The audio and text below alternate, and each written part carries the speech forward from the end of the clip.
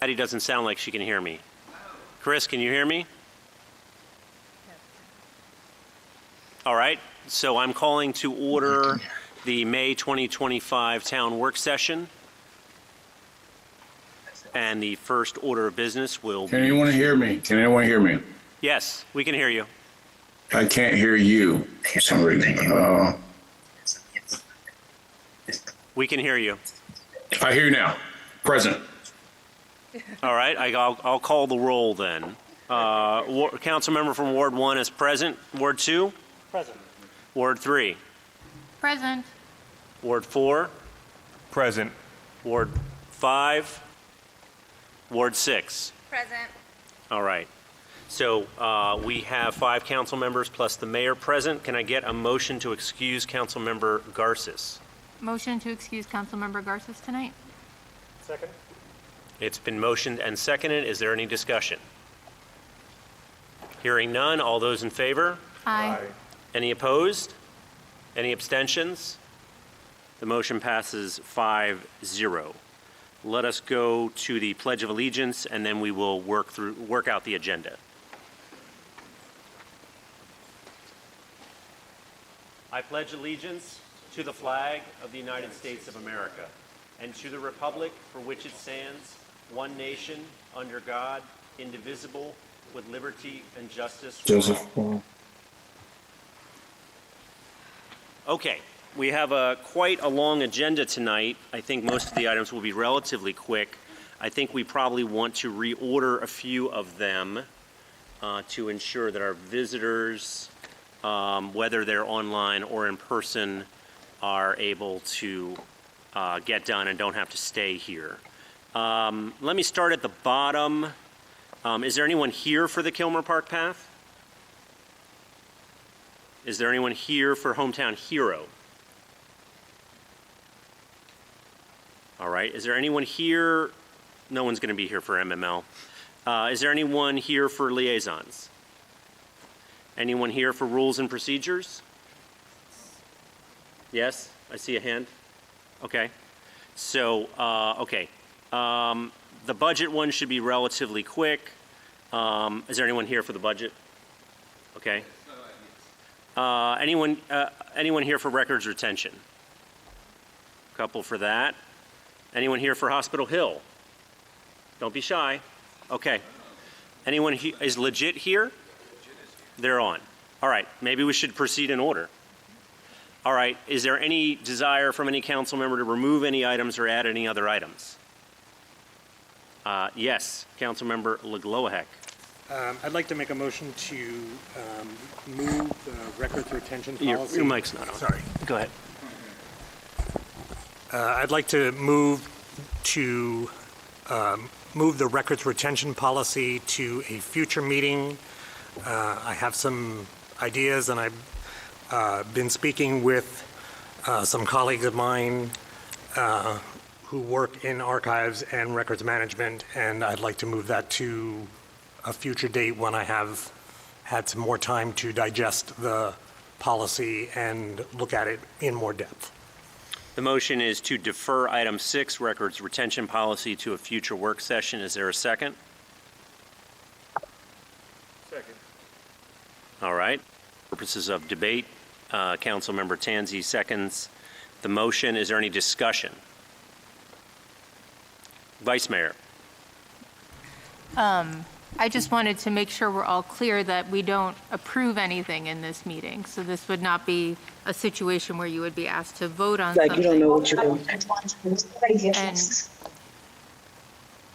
so I think it might make sense to at least have an introductory conversation tonight. And then council, of course, can decide as a body whether or not they want to vote on it at the next meeting, if it is even a voting situation.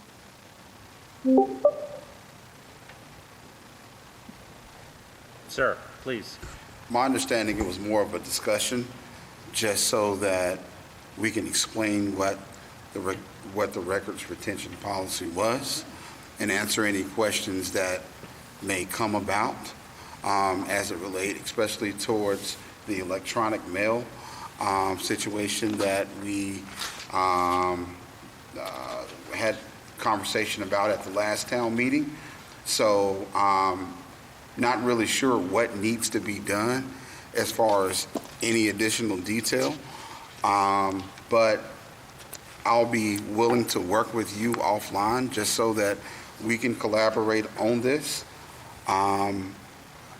Yeah, I was asked to add it to the agenda, so it was put on the agenda. Any further debate on this motion? Vice Mayor? Oh, no. Any further debate?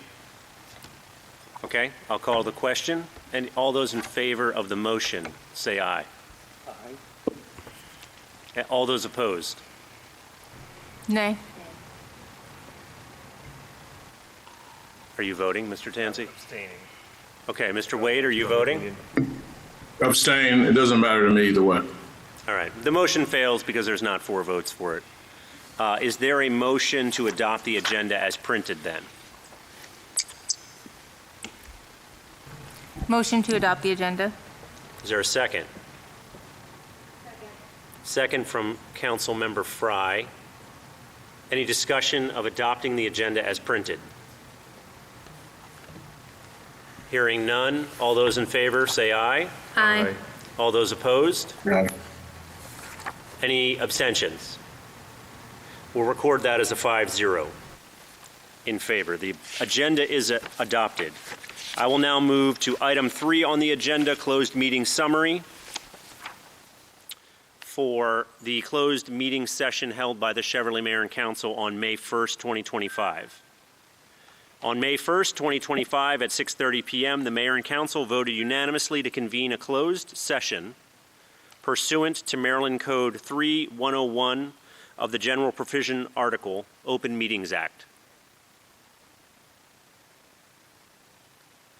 The closed session was convened at the conclusion of the budget meeting at 8:35 p.m. to obtain legal advice regarding the town's legal options in response to a communication issued to the public suggesting potential illegal disclosures of information from closed sessions of the Mayor and Council pursuant to 3305B7 and 3305B8 of the Open Meetings Act.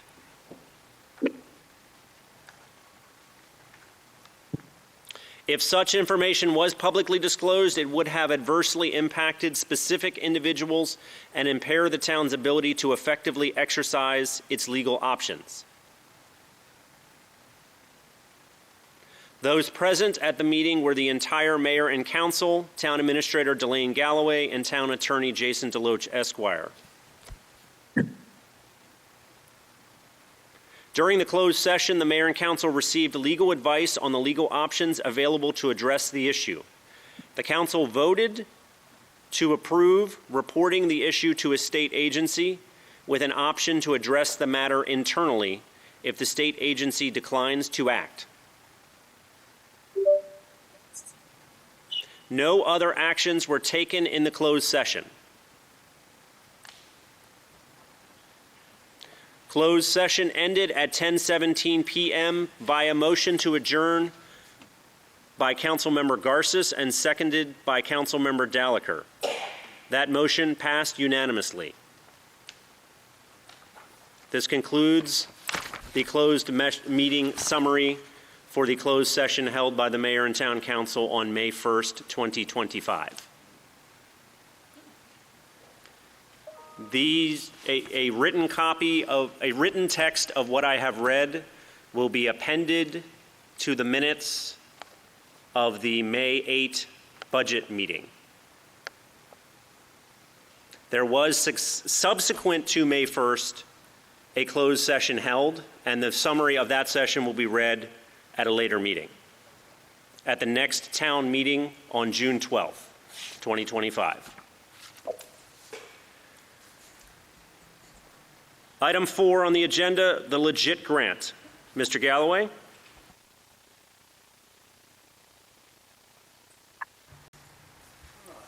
Good evening, Mr.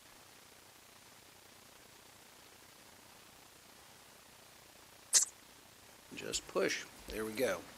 Good evening, Mr. Mayor and Council. I am Larry Boland. I am Deputy Executive Director of the Local Government Insurance Trust.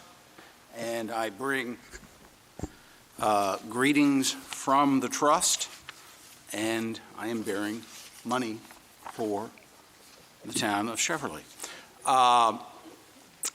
Real briefly, not to hold up your agenda, just to give everyone a brief overview of who we are and what we do at Local Government Insurance Trust. We are the risk pool for the state of Maryland for Maryland's local governments. We have been in existence since 1987 as a result of the creation of the Local Government Tort Claims Act, which created Legit by act of the Maryland General Assembly in 1987 to provide insurance products and risk management services to local governments of the state of Maryland.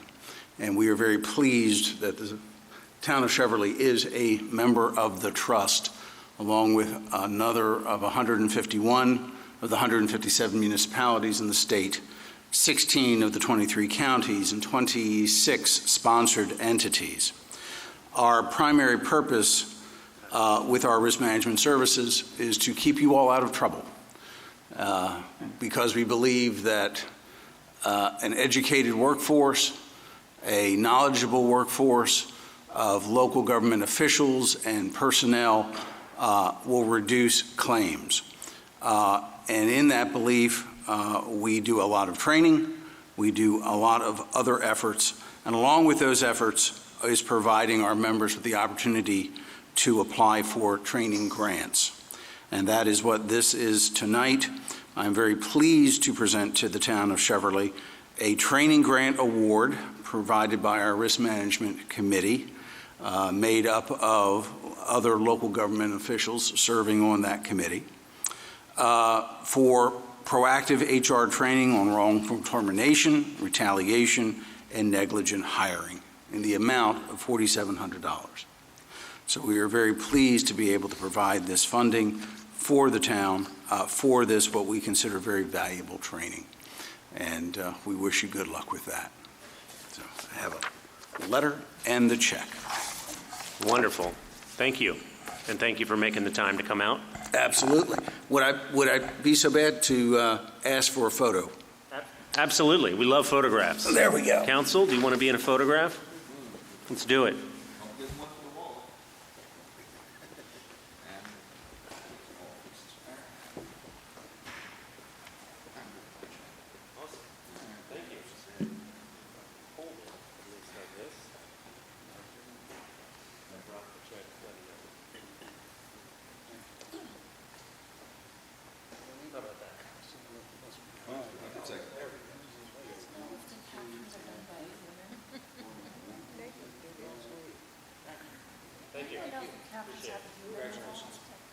This goes to you before I put it in my binder.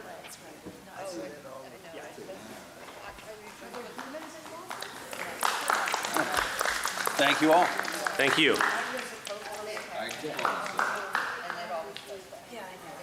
Sure. Excuse me, Mayor. Yes, Can Mr. you hear Wade? me?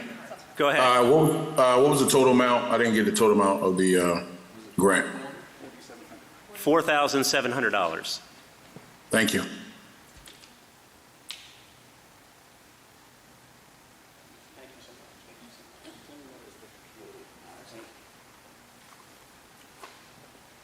All right, moving on to item 5 on the agenda, update on Hospital Hill. This will be one of the items on the agenda tonight on which we will have resident input during the agenda item as it comes up. Do we want to have the team speak first, Mr. Galloway? Okay.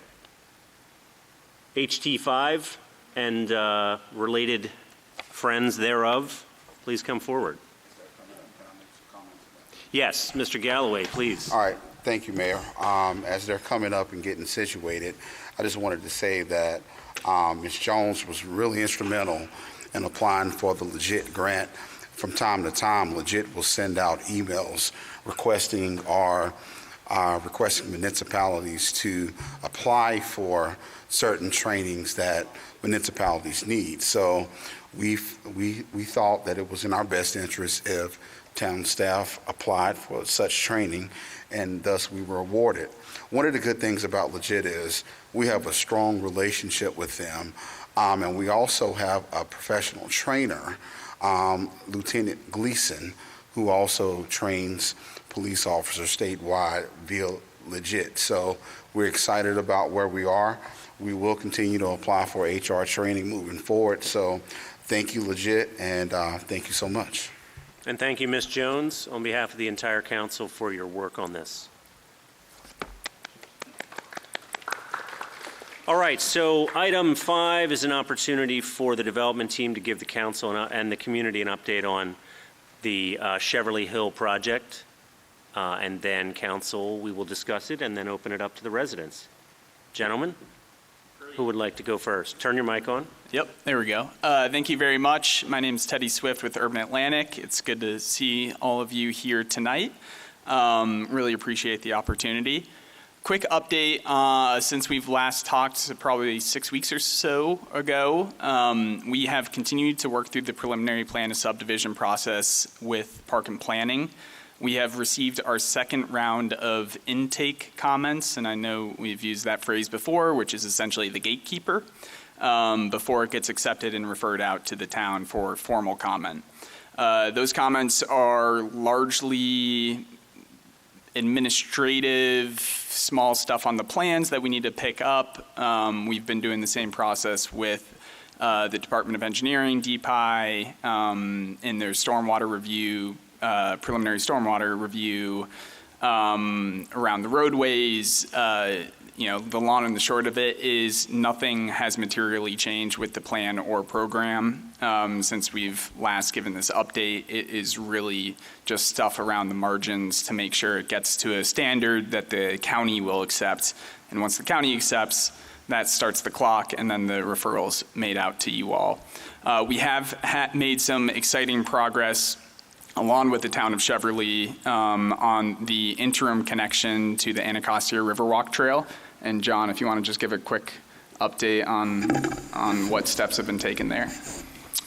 Sure. There's an MDOT grant opportunity that, thanks to the quick work of County Council Member Ivy's team, the town and the Park and Planning Commission Parks Division will be applying for.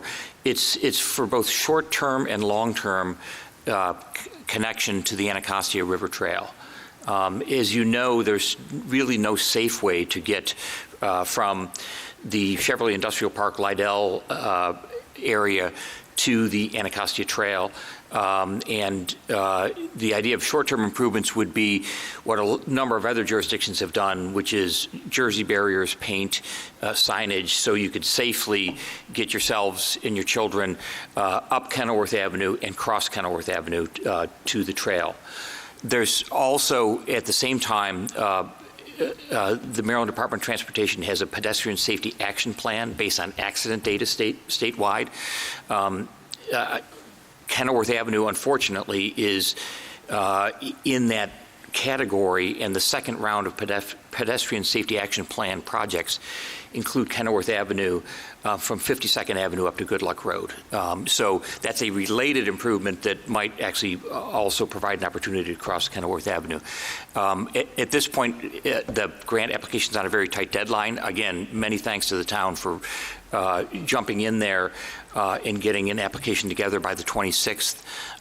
Based on the merits of the application, I think we actually have a pretty good chance here. And I would point out that the county has been supportive, and the town of Bladensburg also is another potential supporter. The more support letters we have, the better off we are in terms of chances with this. So that's a short version, but the idea is short-term improvements, and at the same time starting the engineering for permanent improvements to connect us to the trail. It will allow a trail connection for all of Cheverly, either through Hospital Drive or a more water level route, if less hilly route, if you will, through the Craftsman connection. Ideally, we'd have both. Yep. Can I jump in on that? Yeah, of course. So Mayor and Council, in my report later on, you'll see the number one item that I had was the bike trail update. And thank you so much, John, for doing that. So I don't have to. But I will tell you, we are under a tight deadline. The deadline now has been moved to the 27th. We are working extremely hard to get everything in so that we can have another review meeting tomorrow with all the stakeholders, and then it's our goal to have it submitted before close of business tomorrow. We're applying for $650,000, and we have a match that we have to provide with that as well. And I think that's about $65,000. It's 10% match, right? It's a 20% match. 20% The Park and Planning Commission can actually come up with a match, and they've indicated, at least informally, that they can do that. Okay. And also, some of that match can also include our salaries. So whatever time and effort that salaries are putting into this, we can include that as a match. So, that's great for us. So just wanted to, provide that update on that as well. So it's been a pleasure working with John and the team. I feel really confident about this. I just hope that we get some good news soon. Yes, and I should have mentioned before, this is non-federal money, which matters a lot right now. Great point. Anything else from the team? Just quickly on the demolition front, we've been working through the interior demolition of the hospital bed tower, which is essentially going in and stripping out any non-structural elements. So when we're ready to do the renovation, we'll be ready to go out and retrofit and convert it to apartment multifamily. Excellent. Okay, council, comments, questions, concerns? Vice Mayor. I have two questions concerning the connection to the Anacostia. One is, how does this intersect, or does it intersect with the plans that we had discussed with SHA for a bike trail? Or are those kaput? On Newton Street, you mean? Yeah. I can speak to that. Okay. Councilmember Tanzi, answering your own question. Sorry, new to council, so I am the person who organized those feasibility studies in 2022. Two of them, one is along 202 and 450, one is along Kenilworth and 52nd, and I've been continued to stay in touch with relevant parties, and they think of this temporary solution as forwarding that second feasibility study. So they see this as step one in completing that. The discussion was always to connect it not just to the bottom of where the PepsiCo building is, but also to connect it by way of an easement agreement we have to connect basically the pool, right in front of the pool, into the Craftsman building. But that wouldn't technically be part of their project because those are all local roads. So as far as they're concerned, the connection along Kenilworth is the primary concern for them. So they think of this as completing, moving forward on that one. Go ahead. Do you have another question? Thank you. I did. I was just wondering, in terms of the match, I don't know what the requirements are, but if we do have trouble with a match, I wonder if our partners would be willing to help us get towards that full match, if that's allowed. For the match, and I can't speak for the Park and Planning Commission, but I can tell you from having talked to Bob Patton at Park and Planning about it, he thought that the Park and Planning Commission could actually make the match. And again, credit to them for coordinating this. That would be amazing. Other council members, before we go to community? Councilmember Fry.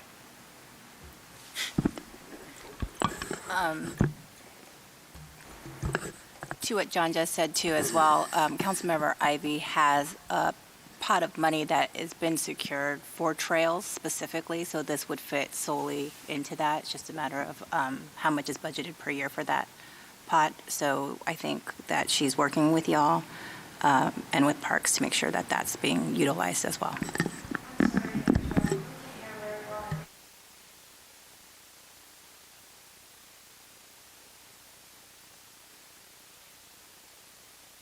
All right, Councilmember Wade, did you have an intervention on this topic?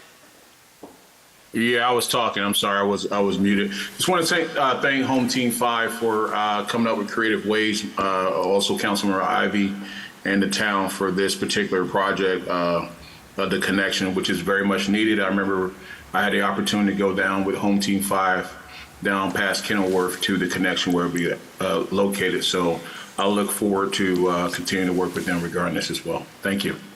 All right, John and then David. Councilmember Tanzi.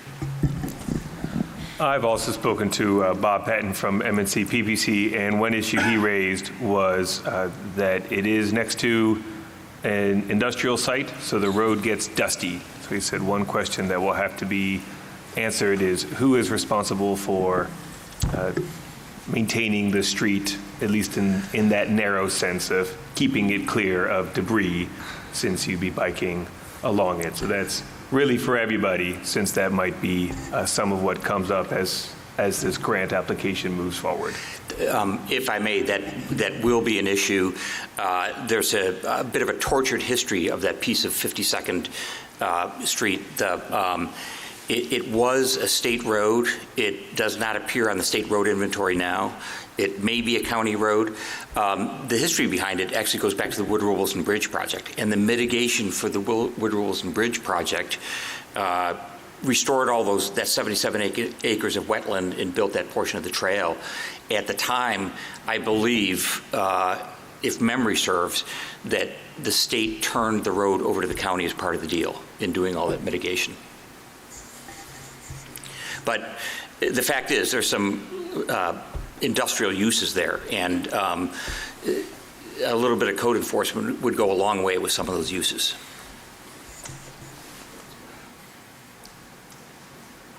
Vice Mayor Briner. I realized I forgot to ask my favorite question, which is, do we have an estimate on the preliminary plan of subdivision and when Cheverly can expect to be given those 30 days to make our formal comment? Yeah, so the latest schedule that we've developed internally that we're working off of is mid-July for acceptance. I don't think at this point it's likely to be much sooner than that. If anything, maybe it gets pushed a bit.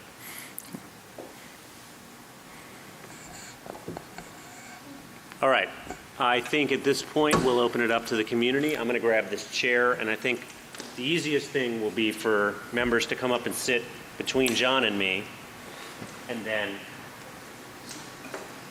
it's fine. We can just do it here. Mr. Price, are you first?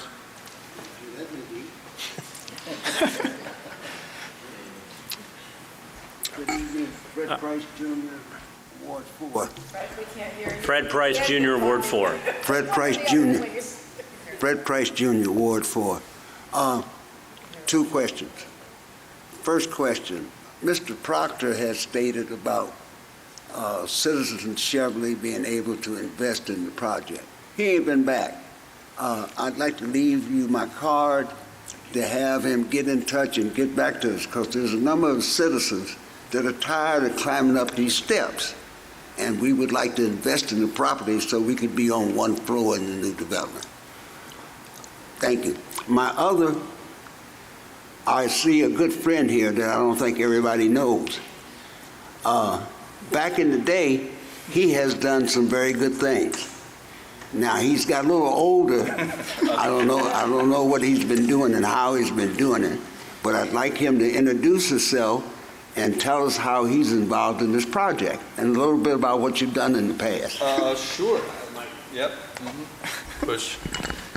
Thank you very much, Mr. Price, my good friend, longtime friend, Justin Ross. I'm one of the 5 of Home Team 5, lifelong Prince George's County resident. I grew up in the public school system, went to University of Maryland, go Terps, and was elected to the House of Delegates for 3 terms. Been involved since then in government relations, real estate development, obviously, but philanthropically also involved dealing with youth sports and driving my kid, all 4 of my kids. There's only one left in the house. Yeah, Fred, that's what I've been doing, been staying busy, raising those 4 kids. That's why you haven't seen me. The Route 1 corridor, were you not involved in that? Yes. Tell us about some of the things you did. So the question for Mr. Price was, wasn't Mr. Ross involved in the Route 1 corridor? Sure. I mean, and Brad Frome was also one of the 5. We were involved in many years ago, a long time ago, but we were very involved in the Arts District of Hyattsville and that project. And honest to God, Brad, you'll correct me if I'm wrong, we were in U Street to get Busboys and Poets to come to Hyattsville, and Anish Salal said, no thanks, I have no interest in getting that far, and we actually begged him and finally got him over there. So yes, very involved in, I think that whole area, and then obviously the Whole Foods project we've been involved in. Brad, our partner, was very involved in the Trader Joe's sort of Pizzito project. And we still live here. Not in Cheverly, but we live here. Close enough. Do you want to give any update on the crowdsourcing piece? Yeah, sure. I appreciate the question about the opportunity to invest. We actually briefed Governor Moore on it just this week at ICSC convention by just sort of a strange twist of fate. And we're very, very proud, very excited about the piece of it. What's the website, Teddy? CheverlyHill.com. CheverlyHill.com is a place where you can go to at least so get a little bit of information, but so we can get your information. And there's sort of 3 different opportunities. But just as a reminder, real quick, there is sort of the qualified investor that would be looking for a $25,000 investment minimum. Those folks, we have 60 people in Prince George's County that have already signed a letter, MOU, to potentially be part of that. We're really excited. And then 2 other opportunities, one working with a crowdsourcing company, small change, but we'll see which one. There's many of them out there. And that would actually create an opportunity for people to invest as little as $100. And then the third way is working with our local county and minority contractors to roll a portion of their fee into an equity position into the deal. So, I mean, this is an opportunity not just to create a great project, but to actually create generational wealth in real time. Council, any questions or comments at this point before we go back to the residents? All right. Any other resident input or questions or comments about Cheverly Hill? Mr. McGuire, no, well, you have to come up to the microphone. Simple question. Simple question. Simple question. The grant, where is it coming from? Who's paying the bill? That's it. Sean McGuire, Ward 2. Thank you. What grants are you talking about? The bike trail. The bike grant is the Maryland Department of Transportation. Sorry, John. Go ahead. I'm sorry. The grant program is from the Maryland Department of Transportation. The funds are from the Transportation Trust Fund. Ah. Thank you. Excellent. All right. Any other questions anywhere in the room or online about Cheverly Hill? Mr. Galloway. Just a comment, Mayor and Council, I do know that it's been a long time since most of you have had an opportunity to go on a tour there, if you've had an opportunity to. So I just wanted to throw out some dates. Well, I'll send an email to you all to try to get a group tour in 2 or 3 different groups. I have some dates right now that have been presented to me, so I'll send an email to you all requesting immediate feedback so that I can coordinate with Home Team 5 on those dates, but that's it. Great. Wear good boots if you want to go up to the top of the helipad. Good public service announcement. I think, Council, at some point we're going to need to get our ducks in a row about what sort of public document or position or vote that we're going to take on various aspects of the project, stormwater, building materials, roads, et cetera. I don't have a plan for that yet, but we probably need to make one this summer. in my opinion. I mean, if others have views, please let me hear them, but, okay, last call. Anyone else? No one online? All right. Thank you all for coming in and for sticking with us. Item 6, records retention policy, Mr. Galloway. Mayor and Council, in your packet tonight, pages 5 through 6, you'll see the records retention policy that was adopted some time ago by the mayor and council. One of the reasons why we moved forward with doing this is because we needed some form of record keeping and policy as it relates to records retention.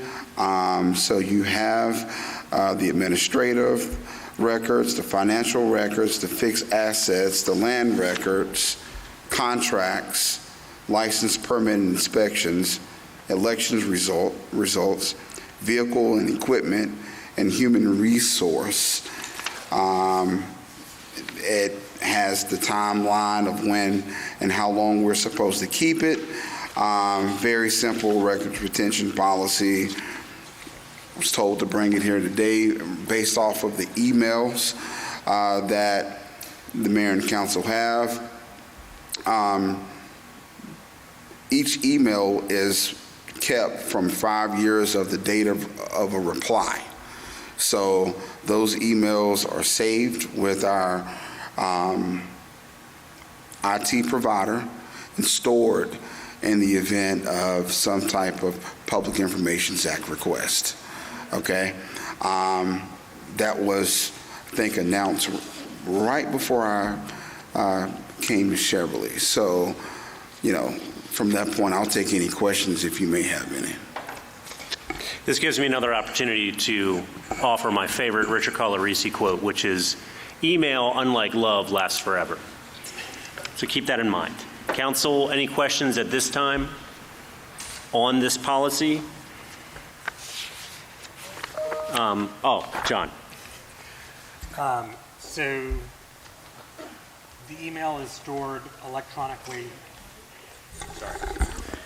The email is stored electronically with the provider. Correct, and I have something on the OneDrive as well that would that I can get into as well. So not only do the IT provider have, but I also have a mechanism in which I can get access to those emails if necessary.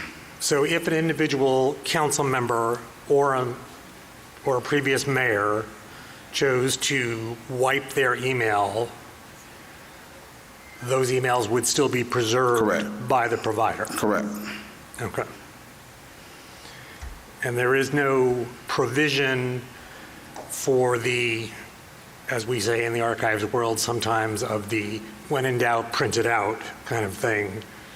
You know, for the electronic world, you know, the redundancy of a paper copy is also good to have, that kind of thing. So. Yeah, we do have a way of keeping electronic copies or paper copies as well. Okay. But for the most part, yeah. Any other council questions at this time?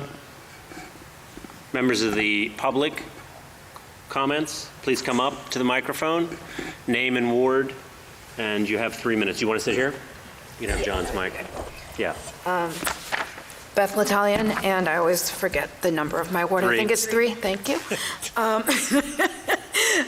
Yeah, so just, I would strongly caution against acquiring too much paper, but that's beside the point. I used to be a federal records officer, briefly.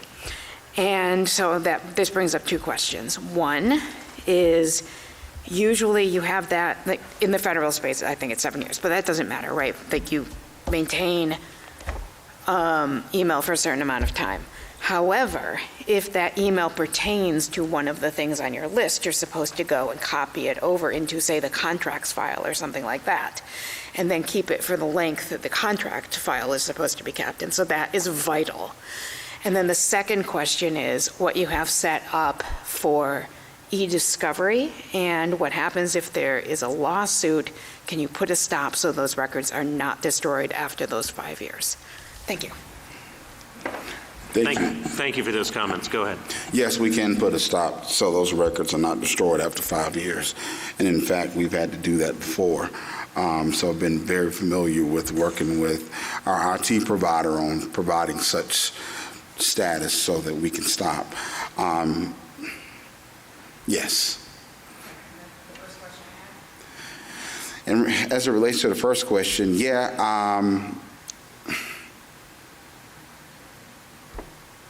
I'll need to provide an update to you later. I do know this records retention policy, when we adopted it, it was in compliance with the state law, okay? You just threw a curveball there, to be completely honest with you. However, anytime that, something of legality has to do with it, we have a file for that anyway. And those type of emails are automatically saved. Is there an automatic mechanism? I don't think there is, but maybe I can talk to our IT provider on creating such a mechanism so that we can move forward with that in the event that something is in litigation and it's saved for the matter of the contract or with the contract, so that people can have a background of whatever a preference of what the contract is. Not too sure if we have that in place right now. Yeah, happy to discuss. Turn your mic off. Thank Go you. ahead. Happy to discuss offline. I have a lot of free time these days. We'd love to have a meeting with you offline so we can discuss. I'll email you. Perfect. Thank you. All right, any other members of the public? Yes, ma'am. Pick your microphone. Name and ward.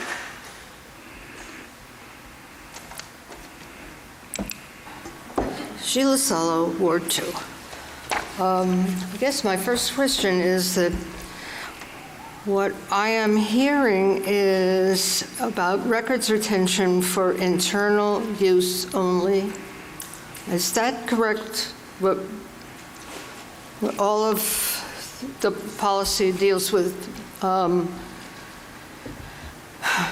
records to be used only internally within the town administration, and I don't know who else. Yeah, I think your question, I think the answer is yes. This deals with the preservation of the town's records. I think your question might be leading towards what is the town's policy, or should the town have a policy on publicly available information? Is that what you're asking? Yeah, I mean, yes. So just let's make sure I understand what this document is supposed to be about. I don't want to speak for Ms. Gallick, but I think you raise an interesting kind of addendum, which is like how many budgets should be available on the website? How many years? How many audits should be available on the website? It's public information. Go ahead, council member. It's public information. I mean, the Maryland Records Act is guided by the Public Information Act, and it's done through the Maryland State Archives and through the record schedules put forth by the Maryland State Archivist and those offices. So maybe we can come back on the second half of the issue, which is how, it sounds like a website question, or in part, how much is physically in the front office. Go ahead, Ms. Salo. So, I'm sorry, I keep having a feedback here. So it just seems to me that the retention of newsletters and electronic mail, 5 years seems to be a very short period of time. And judging from what I've heard at town council meetings and work sessions, quite often the council members need something that took place maybe in 2018, and where is it? It's no longer any place. So actually it is, but you've taken it off the websites. I don't see any retention plan for agendas. I think OMA has guidelines for that, nor for master plans. So then comes the question of what is the plan for disposition of records beyond the retention period? Are they to be archived? If so, where? For example, in the state archives. So maybe the policy should say that too. And then we come to the question that the mayor raised about access, the public access to historical records. So that's a very important point, and as you say, maybe get to it another time. Okay, thank you. All right, thank you for that. Councilmember Briner. I believe this happened when I was not on council, so I don't have the exact information, but I believe there was a point a few years ago where there was a proposal to digitize all the stuff that's in the filing cabinets to make it publicly available, and that at that time, council decided not to move forward for financial reasons. So I just want to make sure that we're aware that there was a push for this at one point, and that there was a body that decided that it was not a priority. Councilmember Frye. I would not say that it was all of council that did not want it. Actually, the person that was in your seat before you, or in between you, had very, very strong feelings about us not wasting money on doing that, even though the point was brought up of, one, when somebody's requesting information, to have to sift through cabinets versus just searching like online easily and being able to find that information. That is time, and that is also money, right? That is resources that are being put towards something. And so digitizing, which is something that I think most municipalities and most governments are doing right now, or have already done. So maybe that's something that we should be looking at. I think that would be great. Mr. Gallo, I know we had an effort to try to do it, and I can't remember exactly what happened. It sort of started, but it wasn't like a full-fledged effort, just because we weren't putting the full amount of financial resources towards it. So we were trying to do it in some other manner. Correct. But that also got halted for whatever reason. So perhaps if we don't have a vendor, MML Expo Hall will be a place we can find one. Mr. Gallo. Thank you so much for that. Just wanted to address a few points. If you all remember, when I took over as town administrator here, the website was ancient. Okay, it was scary ancient, and although it had some information on there, during the first transition of that website, which happened before my arrival, information was lost in that transition. So we worked with our provider to update it since then. Since then, we've had 2 different variations of the website in which a lot of information has been provided on the website, okay? I can't say that we're able to locate all the information that was here before me. Unfortunately, I can't say that, you know. I can only be accountable for 2019 of July until now. And any and everything from that point on has been posted on the website. So I will work with staff to make sure that we go through our procedures of placing stuff online.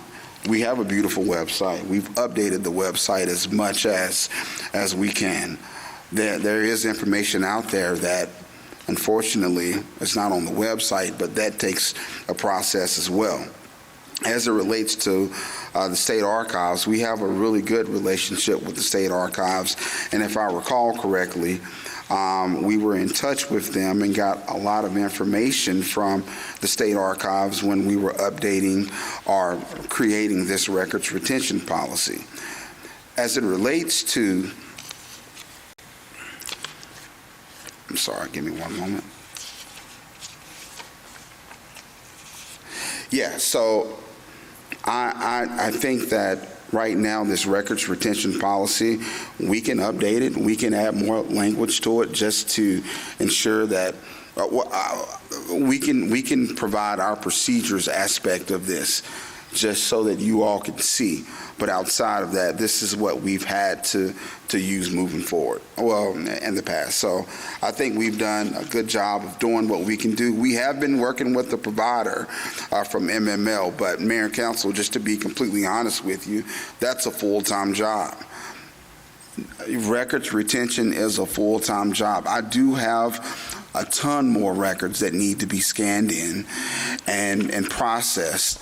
I have a lot of records that are extremely old that we can't scan in. We have to take photocopies of it, and then, but because I have that many records, it requires somebody to know what they're doing so that the records doesn't get destroyed. So as it relates to this, I think we've done a good job, and we're going to continue to improve on this. Thank you. Are there any other comments from residents or the council on this topic? All right, hearing none, can we put this on a work session agenda for July or August? Any objection to the town administrator finding one? No work session Oh, none in June and none in August? All right, a summer work session. All right, let's do that then. Moving on to the budget ordinance. I will read the very short summary of the budget ordinance for fiscal year 2026, and then Mr. Galloway, I will ask you about fiscal year 2025 and the top line number for the deficit that the council is considering adopting for 26. All right, the ordinance which we intend to adopt at the June 12th, 2025 town meeting reads as follows. Town of Cheverly Ordinance 2025-3 Budget Ordinance for the 2026 fiscal year. An ordinance whereby the Town of Cheverly adopts a budget for fiscal year 2026, which begins on July 1, 2025 and ends on June 30, 2026. That concludes my reading. Any questions? So again, the ordinance is very simple. What it says is we hereby adopt the thing that's attached to this, and that thing is 169 pages. And so I will turn now to Mr. Galloway if he has any comments about that document or about an approximate landing number for fiscal year 2025.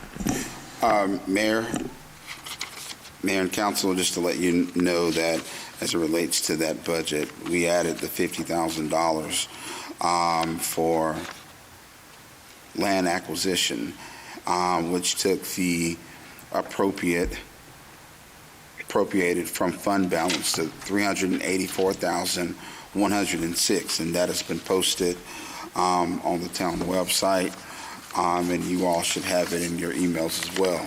As it relates to the current budget for fiscal year 2025, I have Ms. Diane Mock, who is available and will provide a brief update on our fund balance and where we stand today. Thank you, Mr. Galloway.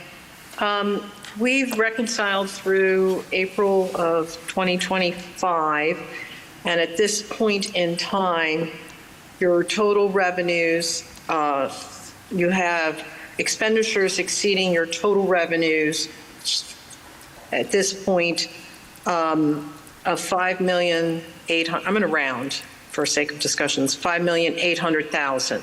But included in that deficit are expenditures for ARPA, the building, the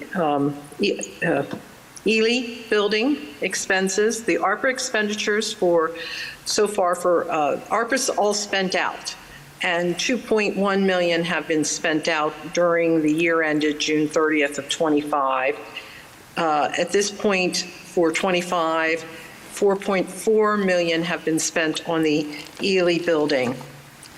And so if I adjust the net income, or let's refer to it as the deficit for the year of 5.8 million, if I adjust it for those items plus the highway user revenue and expenses, you would be at a deficit at this point in time of $21,000.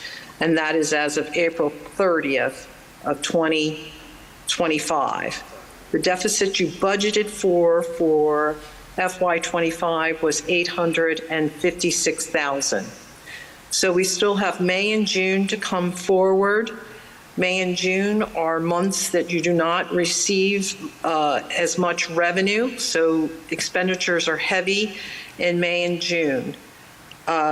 Looking at projecting out to June 30th, I believe that you will probably be at that deficit of $856,000 if the departments spend what their remaining budgets. It could be slightly higher than that, depending upon a couple of the items, our speed camera and revenue from one of the grants.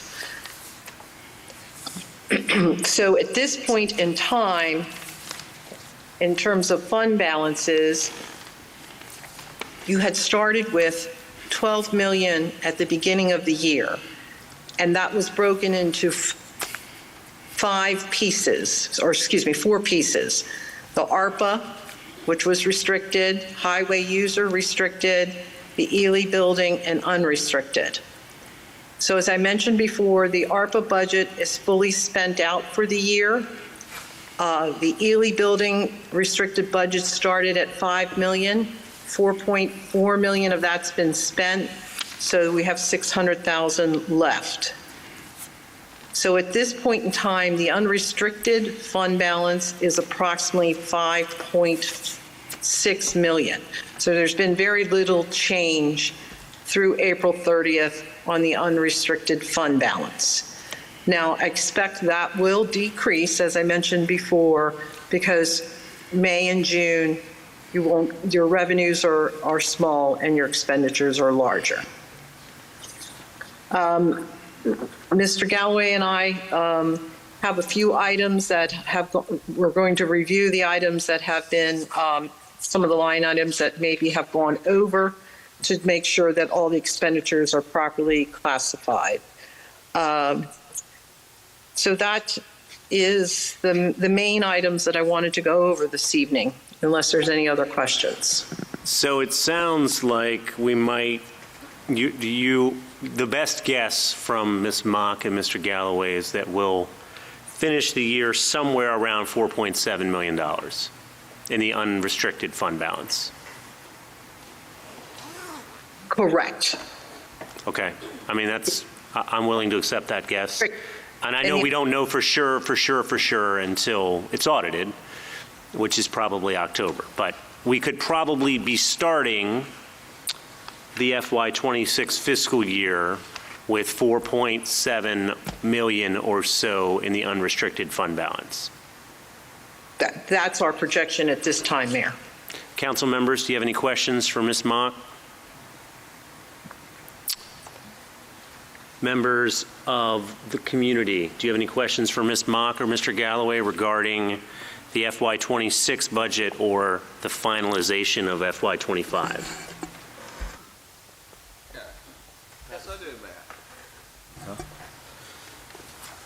Oh, Sean McGuire, Ward 2. Ma'am, this is interesting. Could you define unrestricted and how much and all that? I mean, can you go back? Can you slow down and what the reason of the determination unrestricted and the amount of money at the present time? Maybe actual figures, please?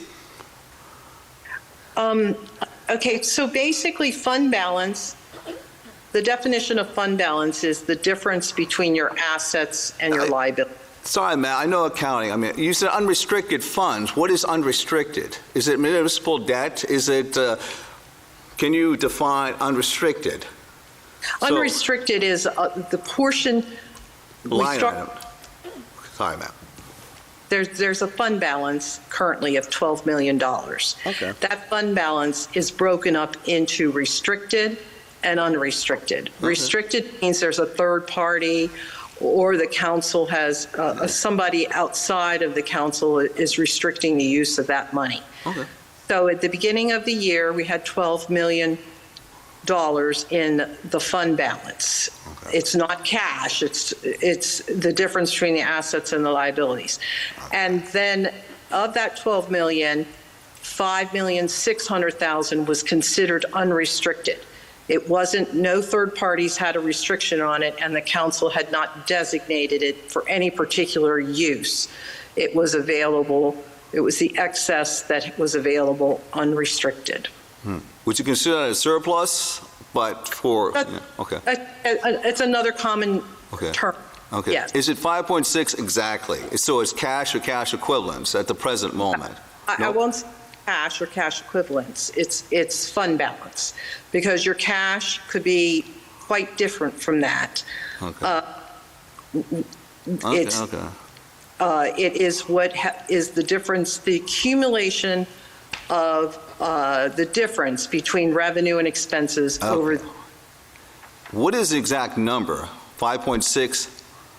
On the audit report for June 30th. Please. 2024, it was, the unrestricted fund balance was $5,604,926. Well, 926, okay. Yes. All right, any further questions from council? One last thing. Sorry, Mayor. Hurry up. Go ahead, okay. Question. Is it possible that the bonds are for 30 years for the Elk building, you call it, the work building? Is there any way of calling the bonds or paying down the principal earlier? I had trouble hearing you. Could you do that? Question. Did the town of Cheverly borrow any money for like a work program or a work building? Is it possible, and also to pay down the debt quicker? You know, the principal in calling the bonds half the year? For example, is there 30-year bonds being issued for the town of Cheverly? And can they be called earlier? They borrowed money a year and a half, 2 years ago to build the building. That is part of the restricted fund balance, because restricted for the building of the public works building that they're working on now. So that is not part of this unrestricted fund balance. Okay. And they have bonds that they have payments on, and those payments are defined by the bonds. So they pay principal and interest on those annually. Could they be called earlier and paid down quicker? That's the question. The town could, I don't know the answer to that. I believe the town could pay them earlier. I don't believe they can be called earlier. Okay. I guess I rest. Okay, Thank you for your time. Your time has expired. Anyone else? Thank you, ma'am. Ma'am. My question's quick. My question's quick. Ms. Mott, you have... Julia Mosley, Ward 2. Sorry, Julia Mosley, Ward 2. You have us at ending 2025 at 4.7 for the fund balance. Did I understand that correctly? That is our projection. It's truly a projection at this particular time. We have a couple more months left to go, so it really depends on each department whether they spend out their line items, and if we are again projecting revenues, and if those revenues come in according to our projections. Correct, but your estimate, and I do say the word estimate, is around 4.7. Do you have an estimate for the 2026 budget, the ending for the fund balance for 2026? Yes. Okay, if you adopt the budget as it's been presented, correct, that indicates that you're going to have a deficit funding of $384,000 or $386,000. So your fund balance would decrease by that amount of money. Okay. So you collected every dollar that you projected in FY26 and you spent every dollar that you projected in FY26, your expenditures exceed your revenues by that $386,000, and that would reduce your fund balance by that amount. Okay. Thank you very much. You're welcome. All right, any other questions? Council, anything else for Ms. Mock or Mr. Galloway? All right, thank you, Ms. Mock. We will no doubt speak again soon. Okay, thank you all very much. Good evening. All right, Item 8, review of the rules and procedures. These are the rules that the mayor and council adopt to govern their own work at the beginning of every council term. Council and the public have received copies. I believe the document is about 5 or 6 pages, if I counted right.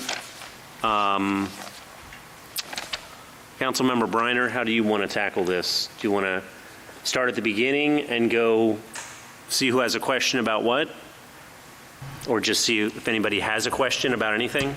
Yeah, I don't think we need to read through the whole thing. I guess it depends on whether council has come with specific suggestions, and if so, we could just go section by section and see who has suggestions for that section.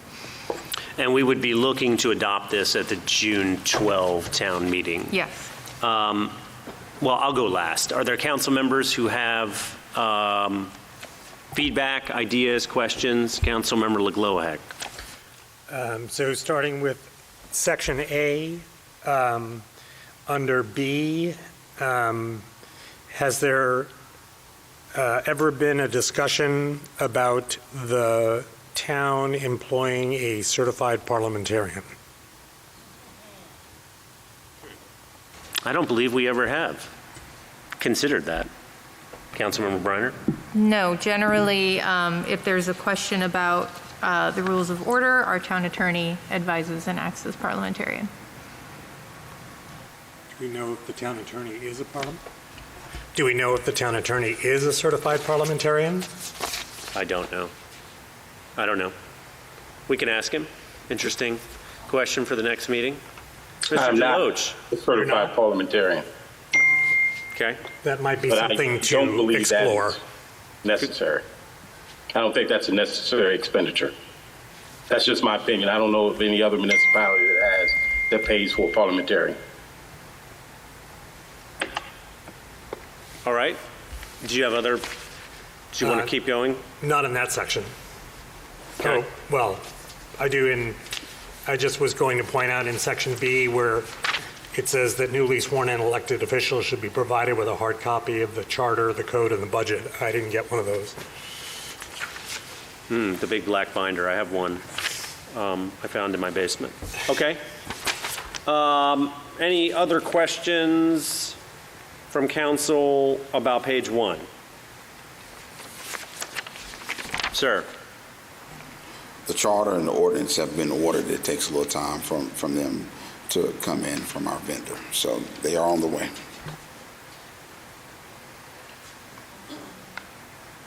It's also online, just so you can have a hard copy of it. All right. Well, any other council members have a particular item they want to talk about? Councilmember Tansey. Yeah, I am new to this, but one thing I could not find is what I'd call like turning something into action. Like if a resident submits something or if a council member wants to move forward with something, is there a formal process for turning that into an action item, something to move forward on? And I couldn't find it, even though I attempted to read this word for word. And maybe that's not a norm, again, new to this.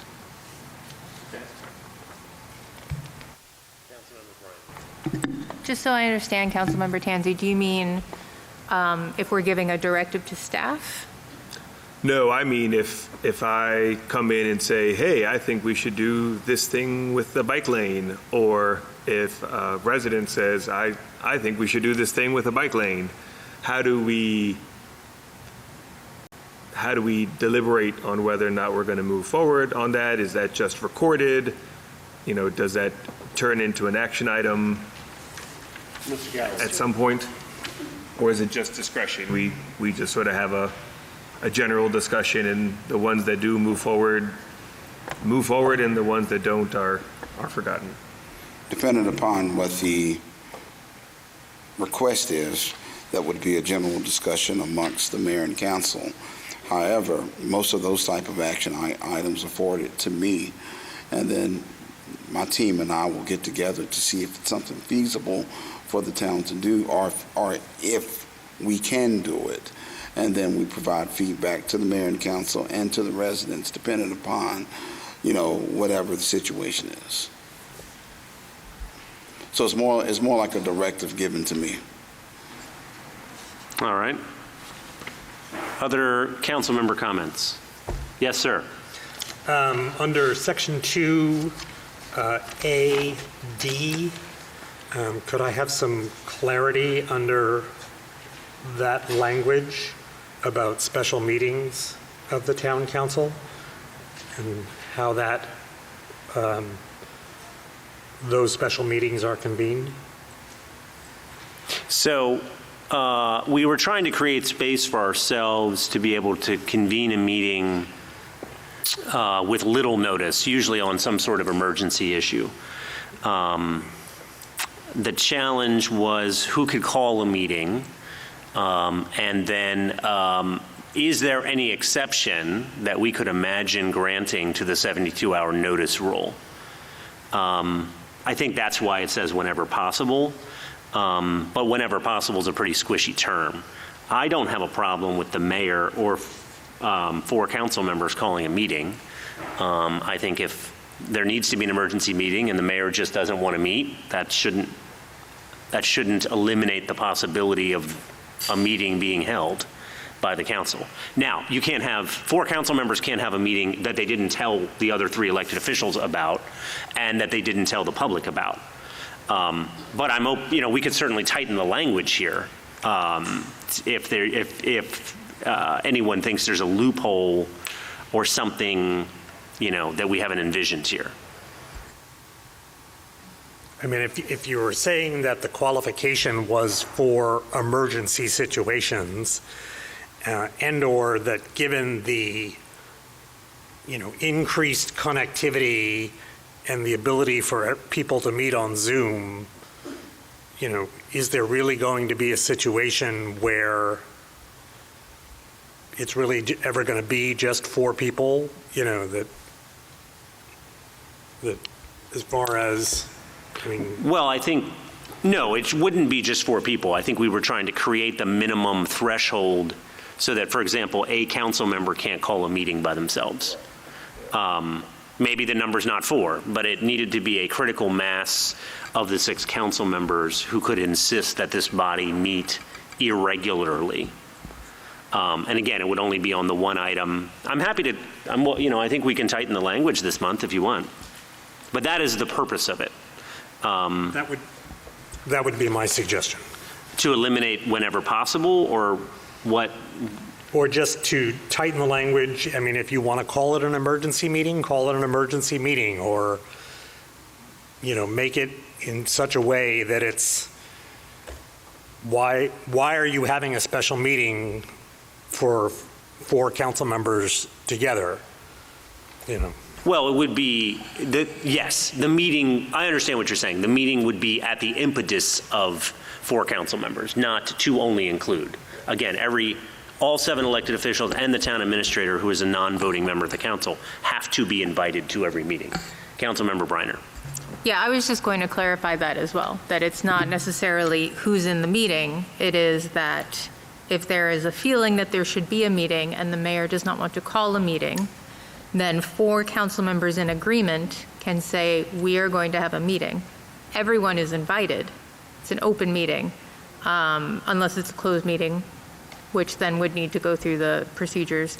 But I don't necessarily want to qualify it with words like emergency, because that gets pretty subjective, I think. And I want to make sure that we're leaving room for things we can't necessarily imagine. Councilmember Frye. I guess as a for example too, I think that there's been times where needed to do some sort of special meeting or even like a public hearing per se when it came to traffic calming devices because of the weather. And if we didn't make a decision soon enough, so we had to call a special meeting that was in between our regular meetings, or something like Hospital Hill. Tonight they just came as part of our agenda, but in the past there's been times where we're like, this needs its own meeting. The community wants to engage in a deeper way. So that's also a special meeting, right? And then obviously in those instances, the mayor calls that. I don't know that we've ever had a time where when you bring a certain thing to the mayor's like, no, I think for the most part, everything that we're discussing up here is stuff that we're pretty much all in agreement that needs to have that community engagement. So I also wouldn't want to say emergency, but I would be open to seeing if you wanted to tighten that, in what ways? Yeah, and I think, again, nobody wants this body to meet more than on the second Thursday and the fourth Thursday, generally speaking. But to Councilmember Frye's point, if we get a phone call from John Percari that says we have to, the town needs to take an action by next Friday, then we're going to have a special meeting with 72 hours notice to the public and to the elected officials and Mr. Galloway. Councilmember Tanzi.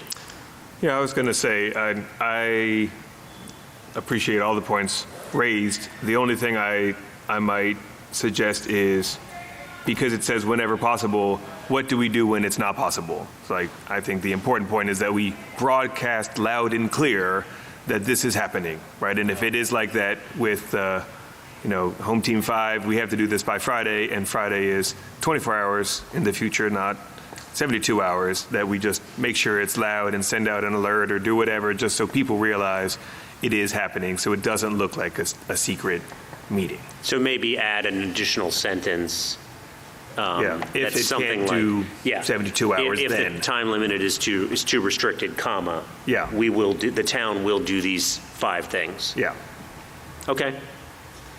Other council members, other council member comments about passages or ideas in here? I have one, but go ahead. Oh, did anyone else? Anyone? Are we just moving through the document? Yes. Under Your mic's not on. Section 2, B, C, it's pro tem, not temp. Pro tempore. But it's just, yeah.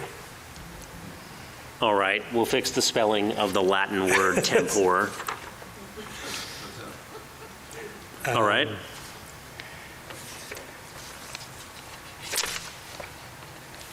I don't know that all the meeting, the meeting agenda stuff we never really look at again, but we sort of put it in there 6 years ago.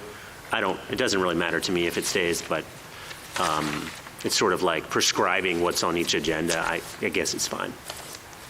And the motions stuff. Anyway, go ahead, John. Did you have more? I prefer the word citizen over resident. But, right? Councilmember Frye, and then Councilmember Briner. I would push back on that, and I actually prefer the word resident, so that it includes every single person in Cheverly. I'm sorry? So that it includes every single person in Cheverly, regardless of citizenship. Okay. Yeah, we've never, and then, sorry, Councilmember Briner, then I will go to you. We've never drawn distinctions between Cheverly residents versus non-Cheverly residents. We could if we wanted, like, if you're a resident of Bladensburg or you're a resident of Landover Hills, you only get 1 minute to speak. We never did that. It's sort of like everybody's a resident of something. But, so, what's that? That's not what I meant. No, I know. Okay. I know. I was going on a different point. Yeah, Councilmember Briner. Yeah, just to back up what Councilmember Frye was saying, I'm a hard no on citizen, and in fact, in my day job, lots of different arenas are phasing out the word citizen, like they are phasing out citizen scientist because of the connotations of that. So I think if we have non-citizen voting, we should not specify citizens in our rules of procedure. But again, I'm happy to create special rights for residents of Cheverly versus residents of not Cheverly. But I don't know that we need to, but that's up to you all. I'll go on then with my pet peeve, which is resident input at town meetings. I think there's two better ways to do it, and we can pick one of those. I don't like the current system where, okay, I think what we're doing tonight is great. But for a town meeting, members of the public have 1 3-minute segment to come up and speak. It's at the beginning of the meeting, and it is not, and none of what they say has the benefit of the council discussion or the presentation from Home Team 5 or the presentation from PEPCO about tree trimming. Because all of that follows later. So I think there's 2 ways to tackle this, and then I'll get off my soapbox. One is to allow some form of resident input under each item on the agenda. The hazard that I will point out there is that a single town resident could speak 8 times during the evening. Or tonight, I think 15, maybe, okay? If this were a town meeting. That is the hazard there. I mean, I'm okay with it if you guys are okay with it, but that is what I would identify as the hazard there. Another way to do it, which we have not done well, but which we could if we committed ourselves to doing, is saying, okay, well, we've got this public town meeting agenda, and it's got 9 items on it, and we are going to make an affirmative decision before the meeting that items 3, 5, 6, and 9 are going to be open to that style of resident input, and then the others are not. That has its own hazards. So Mr. Galloway, and then David, and then Nicole. So it's my understanding that we already have that. I'm not sure if it's been a practice, okay, because any type of presentations that were presented in the town meeting, was my understanding that resident input or feedback, the back and forth was supposed to happen then and there. Everything else as far as procedurally in a town meeting was supposed to be more of the formal meeting instead of, a back and forth of a work session type of discussion. So I think that's kind of how it's written there, not necessarily how it's been implemented. However, I think that the language that's there probably could be strengthened a little bit more so that there's more clarity there. Over. Thank you for that. Yeah, I'm not sure, we would have to develop our own mechanism for making it effective. I'm certainly, as the presiding officer, happy to do that for any items that any council member wants to suggest, but, that could get chaotic between Tuesday and Thursday. David? So, again, newbie.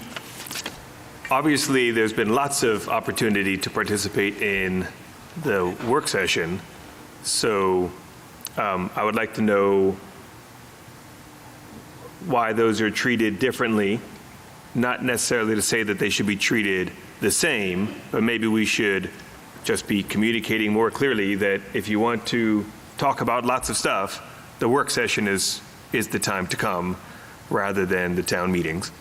I've testified dozens of times in front of the DC Council and the State Board of Education, and the 3 minutes are there. There usually is some feedback, but it's optional. They don't have to respond to you. But everything you send them, they say they read. So what I thought you were going to say with item number 2 is formalize some way for people to submit longer inputs that become a formal part of the meeting minutes or something, so that people who feel restricted by the 3 minutes have another way to submit more. Yeah, I will just say that, Ms. Richards is very open always to receiving written input from residents, and then and then puts that into the record. But we can publicize that better. Vice Mayor. Okay, so I actually received some written resident input about this topic from a resident today who could not be here at the meeting. We don't generally read those into the record at a work session because work sessions are a little different. But essentially her point was that she thinks there should be resident input for every agenda item during a regular town meeting. The thing that strikes me about that, it's a very good example because I spent Tuesday and Wednesday evening reviewing the rules of procedure, writing down all of the things that I wanted to make sure that I bring up tonight, things that I think should be changed. And then the day of the meeting, in this case before the meeting, but if she were able to be here tonight just at the meeting, I would have gotten that input from her. And how much more effective and able to be incorporated into thinking and decision-making would it have been to have gotten that input earlier this week or last week when the agenda was published, rather than getting it the day of the meeting. In this case, because it's a work session, obviously we're not voting tonight, but we do the voting at the town meetings. And the fact that there is this insistence that the most important resident input happens at the meetings because there's a microphone is actually opposite of what makes good, effective resident input, which is one-on-one discussions and things happening before a meeting. Because by the time you get to the meeting, we've already had conversations, we've done a lot of thinking, which is not to say that resident input during meetings is bad. And I think there is definitely good points to being on the record on a microphone. But that was just an example that struck me because I always feel like the most effective resident input happens before the meeting. It is actually in our rules of procedure right now that certain agenda items can be designated as having resident input. I would be open to it being that items that are action items or that involve some kind of presentation would be the ones that we would designate in advance. We would put a little asterisk or something next to them.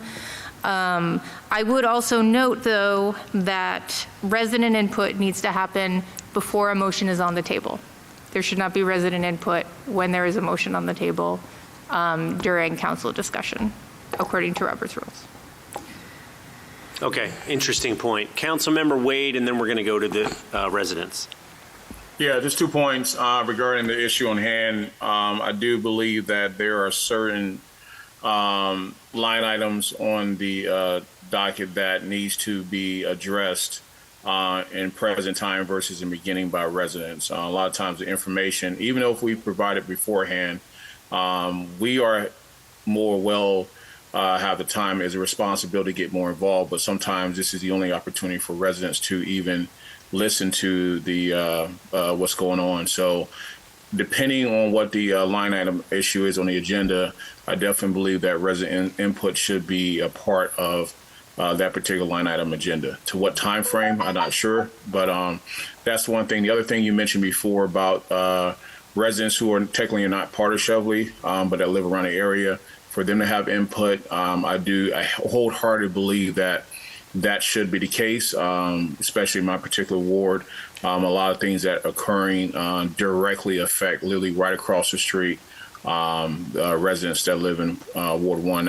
I would think that would be the same, as I've had the opportunity to speak with other residents throughout Cheverly that might across the street are not part of that particular ward, but that live in the county, but still are affected by the policies, legislation, procedures that we implement on a day-to-day basis. I yield back. All right, thank you, Council Member. Mr. Price, was your hand up? Please come up to the microphone. Turn the microphone on. Name and ward, please. 3 minutes.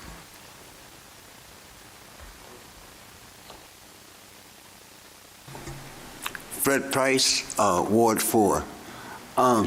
Every 2 years after the election, I always come to the work session because I believe that the work session is where the work gets done. the town meeting, I call it show and tell. You just come up and sit and the elected officials run their mouth. I support some version of the number 2 plan, and here's why. My year on the council, we came up with a bill to take over trees on public property. I have never seen the town explode against that resolution. They lined up outside to get in the building to talk about it at a town meeting where we were going to pass that. We met early in the little room and came together and decided that we were not going to pass this bill. And everybody went back home very happy. I believe that when you come to the point of which roads you're going to open up and which roads you're going to close, you're going to have that kind of meeting. And I think that would be appropriate. It's going to be a long meeting. It would be appropriate to state to folks that for this agenda item, we're going to allow you to have, and I might even cut that down instead of 3 minutes to 2 minutes, depending on the crowd, because I don't want to stay here all night either in that. But I think you need to do that. And push, like the Vice Mayor is saying, push people to come to the work session. All right, that's where things happen. Thank you very much. Don't forget June 3rd, and remember, the price is right, the time is right. Thank you, sir. Councilmember Tanzi, and then if there's anyone else, please come up and sit in the chair. I just want to read the language that I think already allows us to do what Mr. Price is saying and to do it live. Yeah, what page are you on? Page 15, but it's 4G sub item B. The second full sentence is, if resident input is allowed during other agenda items, input must be solicited before a motion is made. So that's what Councilmember Reiner was saying earlier. So I think we have that capacity and we could exercise it more often, especially for those types of contentious issues. And I think that is largely at our discretion. Sure. Really your yeah, discretion. Absolutely. Councilmember Fry, and then, Vice Mayor, and then Councilmember Fry, and then Mr. Galloway. Yeah, similar to what Councilmember Tanzi is saying, I think maybe we just need to make sure that there's an administrative mechanism for us to identify those agenda items in advance and indicate which ones they are. Because it is already in the rules of procedure, we just need to make sure that there's a good way for us to make that happen. And I think we can easily do that. Yes. And I was just going to say, to Mr. Price's point about something as contentious as the 3 streets, I think that actually should be a special meeting so that it does allow people to be heard and for council to hear everybody and not feel like we have to run through an agenda with 10 other things on it. But because that's easily identifiable, that's one way we can go with that. But then to the point, because I think it's been on here and it's something that we are aware of, that there are certain things that we may want to solicit that input prior to even getting to the point where somebody could just put a motion in. So as you're looking over the agenda before they're published, that's something that you and the Vice Mayor can look at.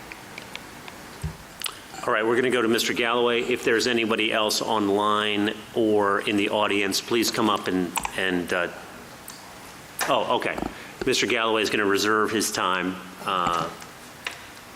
Ms. Sallow, Ward 2, I'll save you that part. Sallow, I'm sorry. Okay.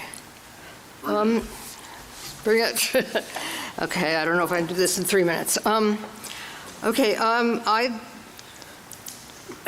like some clarification because the mayor suggested that these rules and procedures govern the mayor and council's own work, but in fact there are elements in here which actually talk about what residents can do and may not do. So maybe that's not quite the case. On resident input, I agree with reverting to a previous rule, permitting resident input on agenda items. The wording is indicated on the March 2023 agenda, for example, before it was changed, is in addition to general resident input for regular meetings as part of action items, presentations, and discussion items on the agenda. Residents seeking to speak will be recognized by the presiding officer. Residents may speak once for no more than 3 minutes on each eligible agenda item.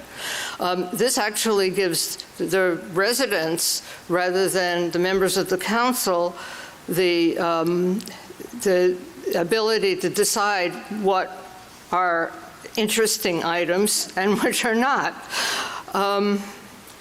I think that as to the question of whether it's more effective to buttonhole a council member outside of the meeting, I think that it's better for democracy overall to have to somebody speaking at the meeting where they can speak to as many people as are there, to the entire council, mayor, and potentially to the entire community.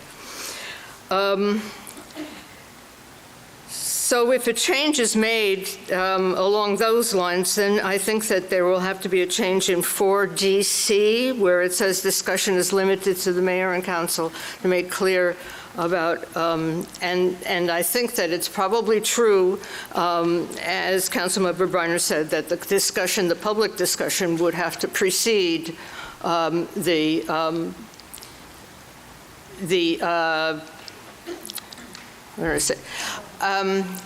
motion, after which we'd have the discussion within the council. On the consent agenda, I generally think that consent agenda is a bad idea, as it removes the ability of the public to hear what is being voted on. You don't have to read the entire minutes, but on motions, section 2AE, yes, suggests that issues will be raised and discussed informally in work sessions prior to formal motions in town meetings. I believe yes, I understand. I already said. Okay, 30 more seconds. Go ahead. All right, I can't do it. I believe that's been past practice, but is not reflected in these rules. Section 4C suggests that motions are born of the moment without previous discussion. I can't go on any further. What else do you have? How much you got? Okay. Let me just move on to 4EF, which says the mayor may cast the fourth affirmative vote. This is very confusing. Does it contradict or does it repeat 4EC on tie votes? So when would the mayor cast the fourth affirmative vote when it's not a tie vote issue? Well, this is not this is not a rules and procedures. I mean, this is directly from the town charter. The mayor votes in a few limited circumstances, including for vice mayor and for appointments to the council. And then generally, the mayor can vote any other time to provide the fourth affirmative vote for any motion. So, but if the mayor can. So you need 4 votes. Yeah, but how is it different from the tie vote? Okay, I'll tell you. Ready for this? Okay. Okay, so if only a quorum is 4 members, yeah, and if only 4 elected officials show up, every one of them has to vote in the affirmative in order for the motion to be adopted. If 5 of them show up, which has happened because this body has at times only had 5 members, then a 3-2 vote does not adopt the motion. It must be 4-1 or 5-0. You always need 4 votes, not necessarily a majority. And that's most common when you only have 5 voting members, either on the body or that night. Okay, let's move on. I wonder whether there should not be a section discouraging texting during the meeting with fellow council members or others that is outside of the thing. And such a reminder would follow OMA. These rules do not address the meeting format, particularly the conduct of Zoom meetings. The current setup for Zoom meetings puts residents at a disadvantage. The meetings are set up as webinars rather than meetings. Zoom attendees cannot see the other participants, though apparently the mayor, council, and staff do see them. I don't see them there, but I don't know. The public, therefore, is unaware of how many of our neighbors participate. In addition, the comments in chat are disabled. Mayor and council policy should be to encourage resident participation. Under attendance, 2CE, I would like to know whether the phrase favorably consider doesn't presume the outcome. Couldn't consider be sufficient? Okay. That's it. All right, thank you. I love the Zoom ideas, and we can explore those. I've never loved the webinar, but Councilmember Frye. I think it's totally fine for us to explore the Zoom ideas. I just want it to be noted that that was the way that it was implemented when we first started the Zoom. So this goes to 2 mayors prior, and when it was suggested that we try to make it more of a meeting format or open up the chat, things like that, it does complicate things because then you don't have a computer. How do you know what's happening, right? So then it's another layer of things of managing, and even as taking resident input from the virtual room, that's something that a lot of municipalities don't even do that. Like they almost use it as a way that you're either streaming in, and so are there ways that we can try to increase that resident input? I think there could be, but I think that we have to be able to balance it because already when we're not all in person, it's difficult. And I think we've seen that, like when, the room doesn't see that you've got your hand up or, and the mayor's, busy actually chairing the meeting. So what's happening in the Zoom room, unless somebody is monitoring it and making sure you know exactly what's happening, then the person who's in the virtual room feels like they're, so if we do that within the council, imagine if we open that up and then there's an expectation from the community to be able to have that same level of engagement that you would have in person. And it almost sets us up, I don't want to say for failure, but I just feel like there would be discontent there as well. I don't know how many more people we'd have to hire. I don't know what different levels we'd have to do with that. I have always disliked that you can't chat, but at the same time, if you can and then we don't notice it, and then people get upset, like there's that too. So I think that we have to balance that. And maybe even see what other municipalities are doing, because maybe someone near us or even far away, the way that they're handling their virtual space with their in-person space, they're doing it in a way that works. And I don't know what our new setup is going to be like in the new space, and maybe that changes what we're able to do as well. If there's anybody else who wants to speak, please come up. Vice Mayor? Oh, do you mind? Just a quick reminder, back in, I want to say 2020, maybe 2021, when we were doing all of those community meetings about policing and bringing in potential contractors, one of those meetings, they wanted it to be a regular meeting instead of a webinar, and it got Zoom bombed. And it was awful. It was really awful. So I just want to make sure that we're also keeping in mind the level of security that the webinar brings. All right, Mr. Galloway, and then Ms. Mosley, and then we're going to move on. Good point. I was going to touch on that point, Vice Mayor Briner. One of the reasons why we continue to use Zoom webinars because of the security aspect of it, and that's because of our direct communication through Zoom. That's what they recommend, and I highly recommend that we continue to use that platform. I also highly recommend that we continue to follow the same format that we do for town meetings. However, Mayor and Council should put or identify which topics of discussion that they want community to provide feedback or input on at the town meetings. I don't want to create a habit of 1 a.m., 2 a.m. meetings for town staff, because the expectation still remains for town staff to be here at 9 a.m. to open the doors and provide customer service. So I just wanted to put that out on the record because these meetings can get long. They have been long, and I just want you all to consider staff whenever you're making these type of decisions. Over. All right. Mike.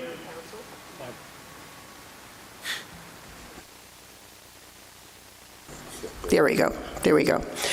Julia Mosley, Ward 2. I think citizen input at meetings was a huge discussion item during the recent election, and I believe was a question at the CAECO forum for all candidates as well as for mayor and council candidates. It has been something that I have advocated for 3 or 4 years. I understand the need to keep the meetings within a decent time limit, and I certainly agree that a 3-minute time limit, perhaps even a 2-minute if you had an auditorium full of people, the presiding officer has a lot of control. And I remember meetings 20 years ago where there were people hanging from the rafters and the mayor announced in advance, because of the number of people who may want to speak, we're limiting it to 2 minutes. I think that's a reasonable thing. However, for true citizen input, you either want to hear from your residents, and I understand and duly noted resident versus citizen. I understand and accept that. You either want to hear from them or you do not. And I feel very strongly that at the town meeting, every agenda item should be allowed up front to have citizen input. This alleviates confusion. It alleviates the mayor and staff having to designate which ones can be having citizen input and which ones don't. I think residents should be able to speak on every agenda item. I don't think you will see that happen. The presiding officer can certainly control the meeting if a resident gets repetitive or talks about things not germane to the item. There have been numerous times in the last year where something was brought forward by either a council member or others that legitimate input after it was introduced would have been appropriate. So I feel very strongly that you all heard from residents that they wanted a change in how residents are treated as well as their input at town meetings. So I respectfully suggest that you simplify it, make it an agenda. On every agenda item there is citizen input. I understand about the motion, but it's also the presiding officer's duty to recognize if there is citizen input. In terms of time, I would strongly suggest, as does the open meetings regulations, that texting and emailing during meetings be not be allowed. It is not prohibited by the Maryland open meetings, but it is discouraged. What is prohibited by open meetings is members of the body emailing or texting each other during a meeting. That is strictly prohibited. May I go on? It's not that long. Can you give us your comments? I certainly can. Thank you.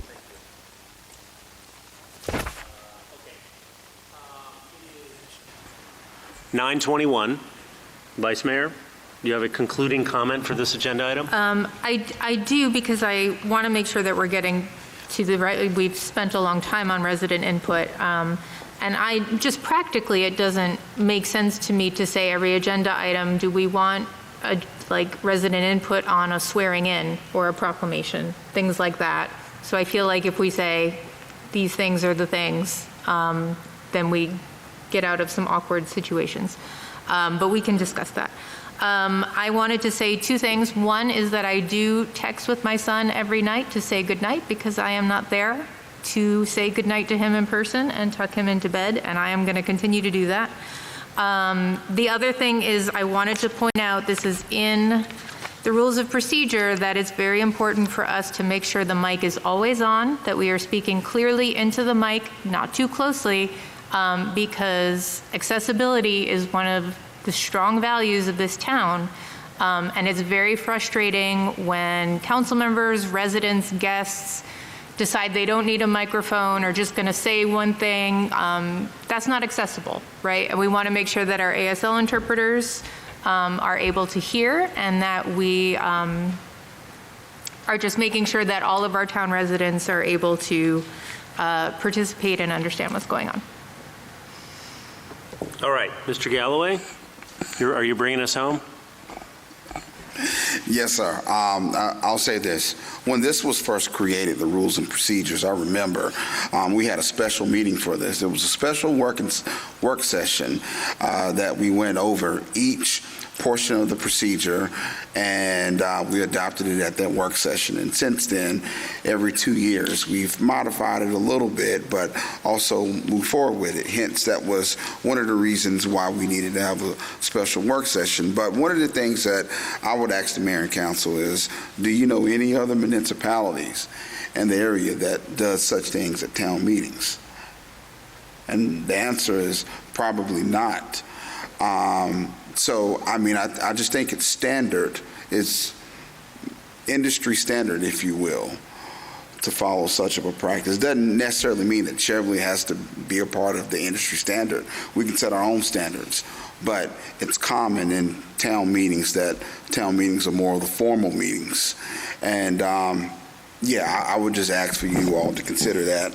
And I will express that whenever we're moving forward in the making of this rules and procedures, because I'm a member of the council as it relates to that. Well, I will just say in conclusion, okay, steps, I guess the way forward is we're going to make some revisions to the document, and it's up to the council if you want to adopt it at the June 12 meeting, or if you want to delay it into the summer. That's up to you. I will just say, if we go with the idea that we can have public input on select items, then I'm very happy to do, anybody who wants to do that for any item that I find out about by Wednesday evening, you'll have my support as the presiding officer. All right, let's move on then to item 9, appointment of liaisons for advisory groups. Is there an expectation? Is there an expectation for staff to do anything with this document right now, or is this in the hands of the mayor and council? I just want to make sure. I think it's in the hands of Vice Mayor Briner. Sure is. Okay. So yes, all of us will hear from Councilmember Briner when there is a new draft, and that will be published, et cetera, in the next few weeks. Yeah, thank you for that clarification. That's helpful. Okay. So a few years ago, it was decided that our, I think we're calling them town committees now, needed a council liaison for, to help them, the people that get to speak at town meetings, not community organizations, advisory boards, yes. Thank you, Councilmember Fry. That our advisory boards and related bodies needed a council touch point that could bring their information back to the council, or otherwise help them unknot knots that they have with the town government. I have been serving as the Cheverly Day liaison. I will not be doing that as mayor. Planning board has one, et cetera. So I want to throw the floor open to volunteers who would like to take up, and then Mr. Galloway will help me make sure we don't forget anybody. Mr. Tanzi. Oh. I was asked by the Cheverly Day people to take your spot on the Cheverly Day group. Any objection to John being the Cheverly Day liaison? All right. So moved. Any other volunteers? Mr. Tanzi. It was suggested at the last planning board meeting that I could be the liaison for the planning board, and I wouldn't mind doing that. Are there any other nominations for that august position? Hearing none, sounds like you got the planning board. Anybody else? Mr. Wade? Continue the rec council. Councilmember Wade has volunteered to continue as the liaison to the Cheverly Recreation Council. Who am I missing? Go ahead, Councilmember Fry. We don't normally have one for elections or ethics. Correct. So I think it was only the 4 initially. So Rec Council, Planning, Cheverly Day, and Green Infrastructure. So the 3 are covered. All right, anyone else want to volunteer for anything else? Vice Mayor Reiner. This might not be the appropriate time, but when we formed our subcommittee of council members for policy, it was myself and Councilmember Garces and Councilmember Dalaker. So we're down a man, and I wonder, it's a little bit of a time commitment, once or twice a month meeting, talking about policy and editing in between. Are there any volunteers? That's a great point, and I think this is the right time. Any volunteers to join the policy committee? I'm not a man, but I will fill that spot. Player. We were down a player. We can have more. I mean, it just can't be a quorum.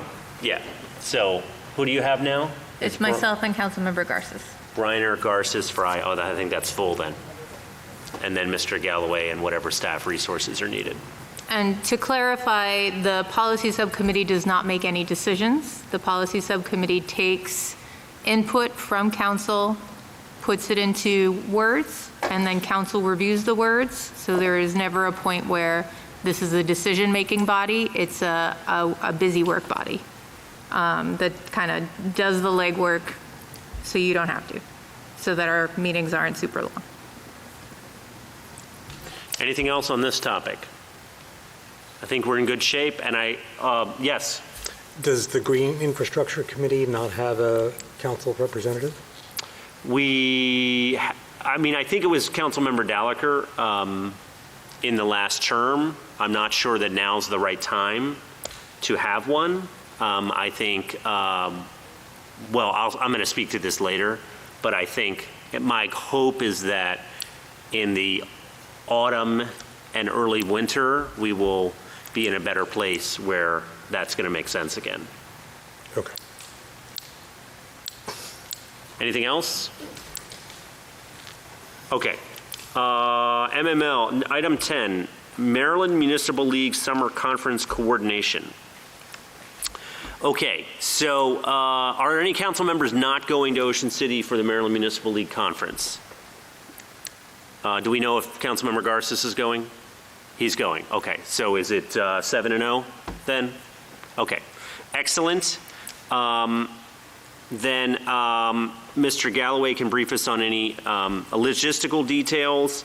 I think that I would encourage all of us, including staff, so maybe the 10 of us or whoever's there, to deconflict sessions so that we cover as much ground, recognizing that individuals, want to attend sessions, and a lot of these sessions it's good to have multiple coverage, especially if you've never had it. But I would encourage that. Okay, Vice Mayor, and then I have another comment. I just wanted to make sure that the newer council members are aware that there is a program through the University of Maryland for this, Excellence in Local Governance. As School of Public Policy, you can earn a certificate, and the way that you do that is by attending some foundational sessions at MML conferences, and just depending on how many you go to and which sessions you go to, you could complete it theoretically in 1.5 years, or you could take longer. But it's a great thing to do. I think many of us have done it. I think Councilmember Wade is almost there.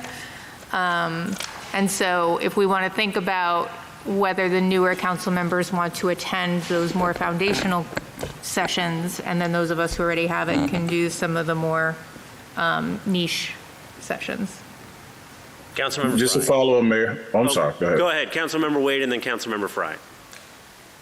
No, just to comment on Vice Mayor. I'm actually done. I finished my last legit class last fall. So I think I did mention to the newbies that it can be done. I did in my first term, but you just be aggressive and make sure after you take the class, do the survey and register. But I guess we'll go over that later. I'm excited I'm done with that. Very helpful too. Is there interest in having business cards, or is that too 20th century? All right. And what about apparel?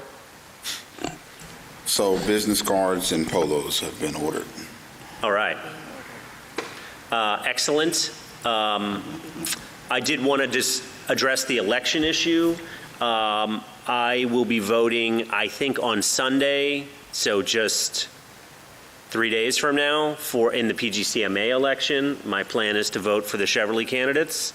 I would welcome input from anyone, including Mr. Galloway as a member of the council, on other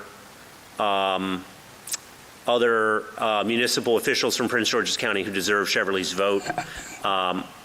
And then Maryland Municipal League also has an election at the convention. I think the deadline to file as a candidate is May 30.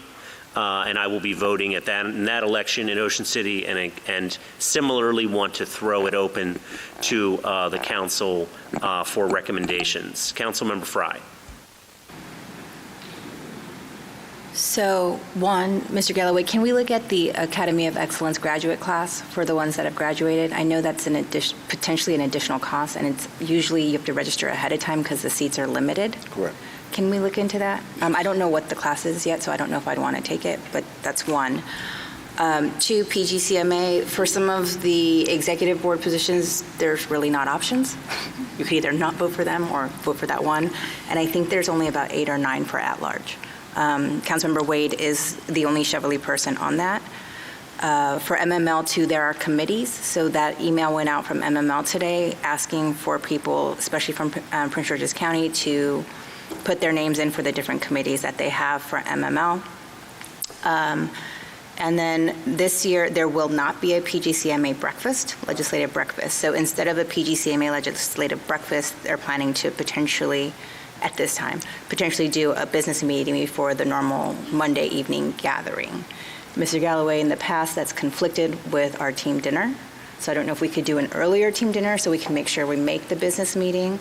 There's a lot of complication and logistics happening behind why there is not a PGCMA legislative breakfast. So it would be really important for us to make that business meeting on Monday evening. And then the last thing I would say is that despite not having a District 5 representative, Councilmember Ivy has graciously kept on District 5. There will be a District 3, 4, 5 annual breakfast Wednesday morning at the Dough Roller. And I believe that whoever is the candidate or whoever is the candidate-elect might already be sworn in by the time this happens, so hopefully they'll be in attendance at that breakfast as well. So those are a couple of the different logistics that might guide how we navigate MML.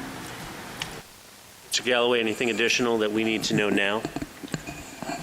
No, we'll be sending out the hotel information if you haven't already received it in the upcoming weeks.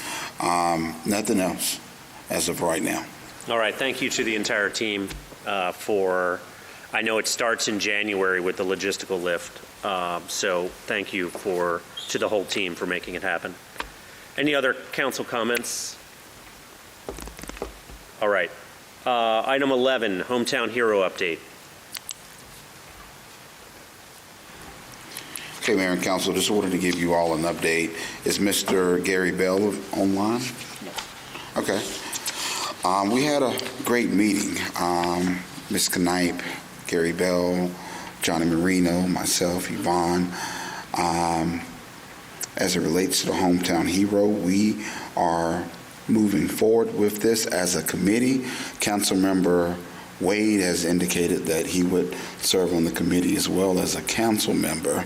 So thank you for volunteering, Council Member Wade. Our process, well, our goal is to have banners flown at Legion Park by the 4th of July. It's going to be pretty aggressive. However, at the next town meeting, we would have met again to determine what the process will be. Well, not the process, but the applications, hopefully, that we will receive and make a recommendation to the mayor and council for approval. If the mayor and council approves that batch, then we'll move forward with having those individuals make the payment to the vendor so the vendor can produce the signs for us and eventually have them hung by the 4th of July. We understand that it's a 2-week turnaround from the actual vendor after they receive the picture. However, depending upon certain circumstances, they can get them in a little faster. So that's where we are. The meeting was great. I think this is going to be a great working committee, and I look forward to updating you all at the next town meeting. You can email the committee at hometownheroes@cheverly-md.gov if you have any questions. Again, it's hometownheroes@cheverly-md.gov. We will be putting out some communication aggressively over the next 2 weeks to ensure that people have been made aware of this and they can apply to do this. But we're very excited about this, Mayor and Council, so thank you all so much for supporting the team in doing this. Are there any questions right now? Is there any residents who want to make a comment about Hometown Heroes? I'm very excited that this will be operational for America's semi-quincentennial. All right, moving on. Kilmer Street Path. Yes, as it relates to this, we are working on applying for another grant to supplement the $165,000 that we have. We're also discussing this with some of our state legislators to see if there's any additional monies that are available that can be allocated or that we can apply for such grants. So there's not an update on that, but we are being optimistic as far as finding additional funds for this. As you all remember, this pathway is estimated to cost somewhere between $500,000 to $600,000, and that's because of the grading, the ADA compliance, etc. So we have $165,000 of program open space funds that we were going to allocate towards it, but the additional remaining funds, we're trying to seek supplemental funds from either the state or a grant. So that's the update from there. That's all that I have, and I'll answer any questions if you have any. Yes, ma'am. Mr. Galloway, have you thought about any county funds, maybe looking into the project charge, more of a parks versus a recreational aspect of it? It's less money that they have, so it's a little more competitive to do that, or are you able to use previous POS and add like a different year's POS on top of that? Yeah, so the POS that we have are the accumulation of POS funds that we receive. So yeah, but as far as project charge, I'm going to be talking a little bit about our project charge grant that we received this year later on. And yes, I would like to apply for project charge funds for this moving forward. Okay, I would highly suggest making sure that you reach out to District 5 peoples now. Okay. Because they are putting their lists of priorities together. And she might be the only one who can appeal to the chair. I would also talk with Park and Planning and just see if there's something else in there, like a different type of, bucket of money somewhere. Their funds seem pretty steady since it's tax monies. And they might have something, they might be able to at least give us some kind of guidance as to what we should be looking for. They might not, but it's worth the conversation. And if they at least know we're trying to do this and they run across something, they may just remember and then reach out, and you never know. But I think it's good for our county counterparts to know this is something we're trying to do. Thank you. All right, are there any members? Yeah, you're going to go next, but if there's anybody, any members of community who want to speak, please come up to take the chair. Vice Mayor Briner. In previous conversations about the Kilmer Park path, we have also talked about potential sidewalk at 62nd between Landover Road and Monroe. Again, want to reiterate that I do not think any of that project should take away from the Kilmer Park path, but I was just wondering if we are still looking at potential monies for that, if there's any movement on that at all. Yes.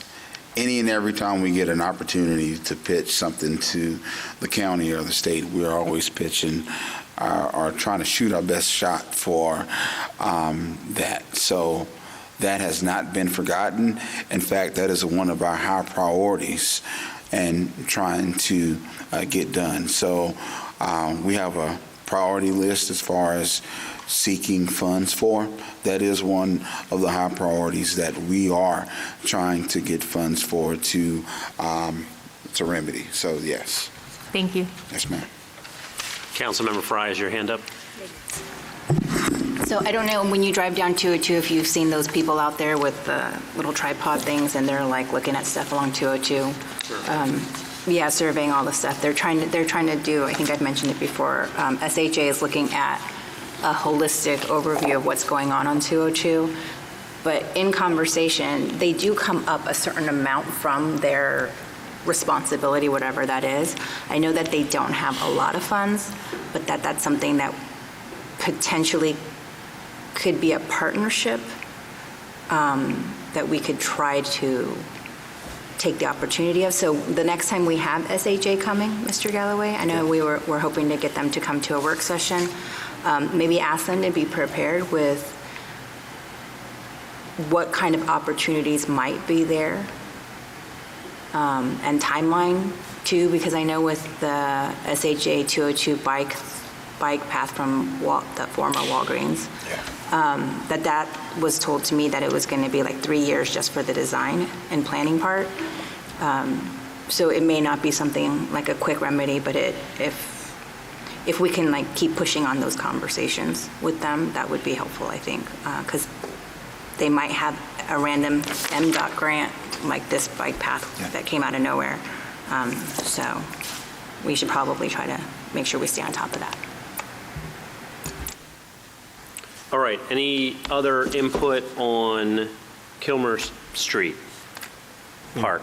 Technically, this isn't Kilmer Street Park, but it's a follow-up to it. Councilmember Fry said, I'm really interested in the 202 work because they were not coordinating with the people who did the feasibility study, and I put them in touch when that happened, and I haven't really gotten a lot of follow-up on that. So I'm really worried that they're going to spend money on something that is in conflict with what the broader project is, like doing work on one side of the street when the other project is planning to do it on the other side of the street. So I would love to have more update on that. All right, any members of community online or in the room on Kilmer Street Park and Arboretum Path? Oh, hi. Hi. There's a button to press. Thank you. Beth Latalian, Ward 3. I'm confused and directionally challenged. I'm just trying to understand where we're talking about because I believe this is my backyard. So the pathway would be, would leave the north side of Kilmer Street Park and Arboretum, kind of in line with the pond, but on the north end where the fence is, and then travel north to 62nd 3rd Avenue. Oh, okay, so parallel. My So you garage could is walk- on 62nd Place, and I heard you say Right. 62nd, and I was like, we have a sidewalk. No, the 62nd that I'm referring to is right at the end by Landover Road. You know, Oh, you that get to last the end tiny of. little Yeah, bit. it's so Okay, dangerous for and Monroe over there pedestrians. also doesn't have a sidewalk, and we've almost been killed a couple of times. Yeah, Monroe could also use a sidewalk. Okay, yeah, thanks. I can't advocate for that too. Right, so you would, with this pathway, be able to walk or scooter from Kilmer Street Park to, Gladys Noon Spellman or anything over there, and then you could continue up the road to the Panaderia, et cetera. Correct. Any other questions? Okay, I believe that takes us to the town administrator's update. Mayor, Council, just a brief update. You all have already been updated on the bike trail. Just as an update for Project Charge fiscal year 25, the gym floor replacement.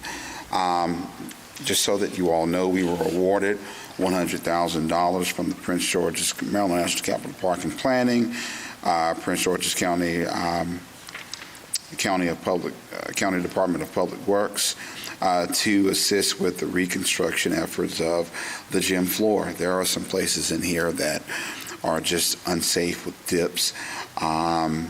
So we were awarded the grant.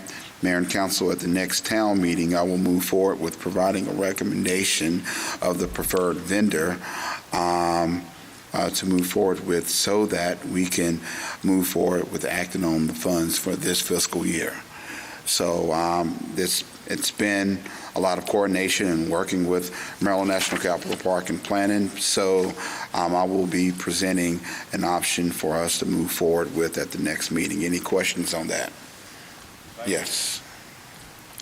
This might be too in the weeds for tonight, but when we get a new floor, will we be able to integrate into the painting pickleball as well as basketball so Yes. that it's already there? Great. That's all. Already there, pickleball and the basketball, yes. Councilmember Fry. Mr. Galloway, I know initially the request was gym floor as well as some bleacher repair. Yes. Is that not feasible anymore? It's not feasible anymore, unfortunately. It's not. Okay. Okay. Well, The colors will be off, unfortunately. the what? The colors.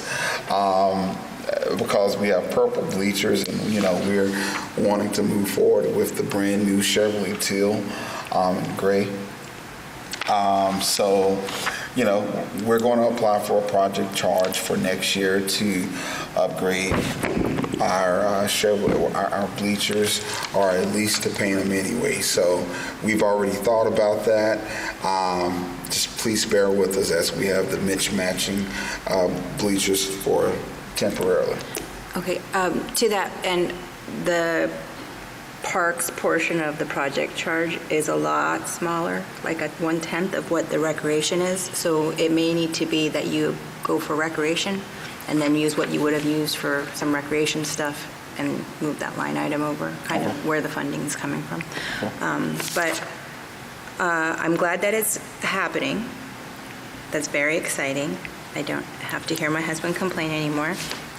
And I guess I just want to say thank you to Councilmember Ivy for making sure that the municipalities of D5 were taken care of this past year. Councilmember Ivy was very influential in the town receiving these funds, so we're very appreciative of the funds. Continue, sir. Next matter, 6207 State Street. Mayor and Council, just to let you all know, I'm also working with Councilmember Ivy's office on providing some type of solution for 6207. I have personally met this week with the DPI, the Enforcement and Inspection Division, along with property maintenance as it relates to the property that's at question. I will be having another meeting next week, and I hope to provide a more in-depth update at the town meeting. This has been an ongoing issue for the past 2.5 years. I have emails to prove that this has been an ongoing issue for the past 2.5 years. You have to be very, yes. So I will provide an update at the next town meeting as it relates to this. As it relates to the Boyd Park Playground, we had an on-site meeting today with our playground specialist. Work is expected to begin on June 9th through June 20th, weather permitting. Just to let you all know, that section will be fenced off, of course, just to eliminate anyone from playing with the construction equipment, et cetera. But throughout those days, there will be construction going on there. So if you hear of that, that is the reason why. Is there any questions as it relates to the updates of the Boyd Park Playground renovation? Mr. Tanzi. It'll be done on the 20th? That is our goal. Cool. And that's the goal of the actual provider. All right. All right, so I think I have Mr. Brayman in on this next issue. It's just the Bingle contract. The Bingle engineers, they provide general engineering services for us.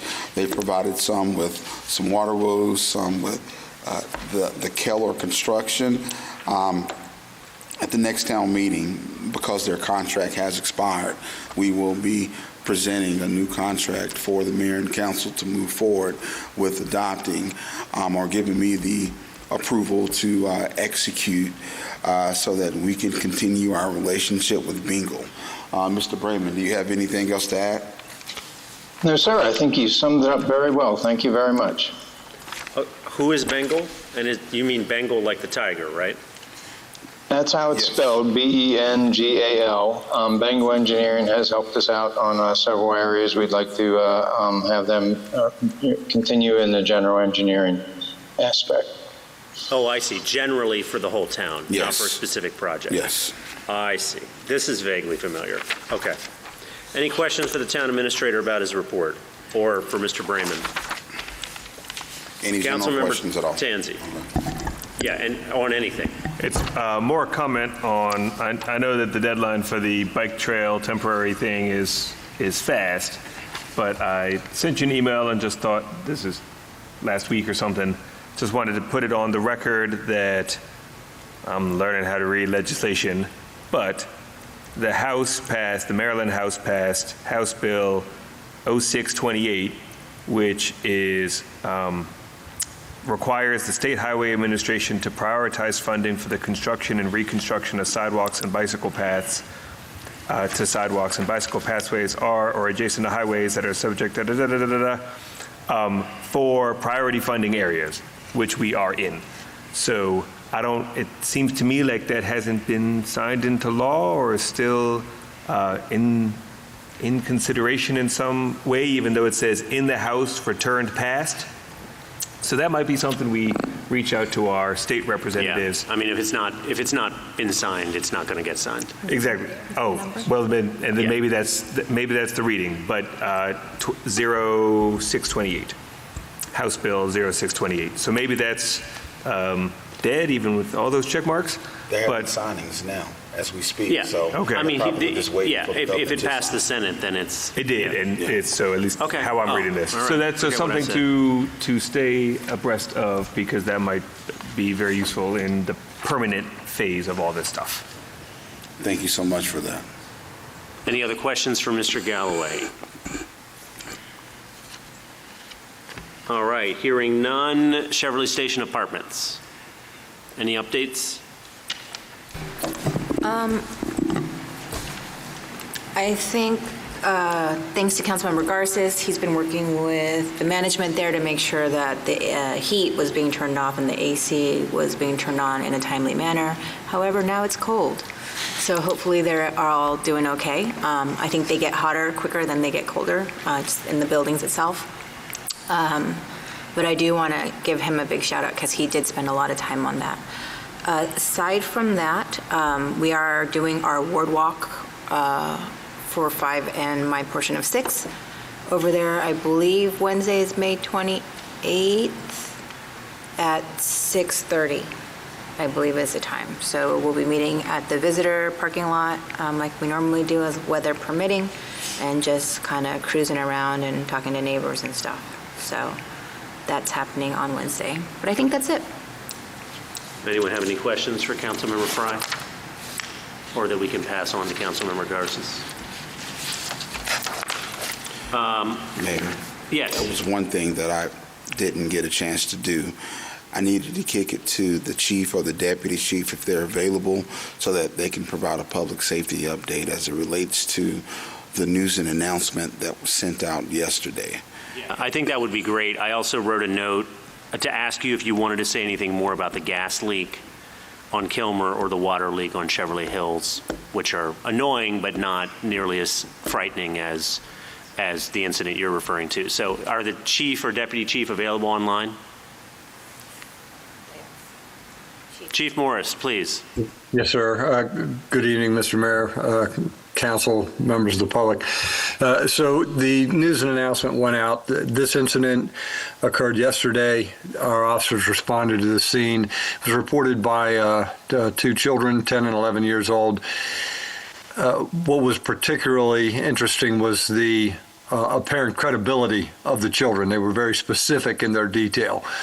So we look at that as an indicator, not of necessarily truthfulness or deceit, but more, it is certainly credible in the sense that the more detail that's involved, the greater the credibility, if that makes sense. So today, our officers were on scene in and around the school in unmarked vehicles all morning, and again this afternoon. Lieutenant Gleason went over and had a conversation with the principal. The principal was not aware of it and was appreciative of being provided the information. The principal also said that their staff would go back over their protocols, safety protocols for the children, and we're going to actually do a training and education.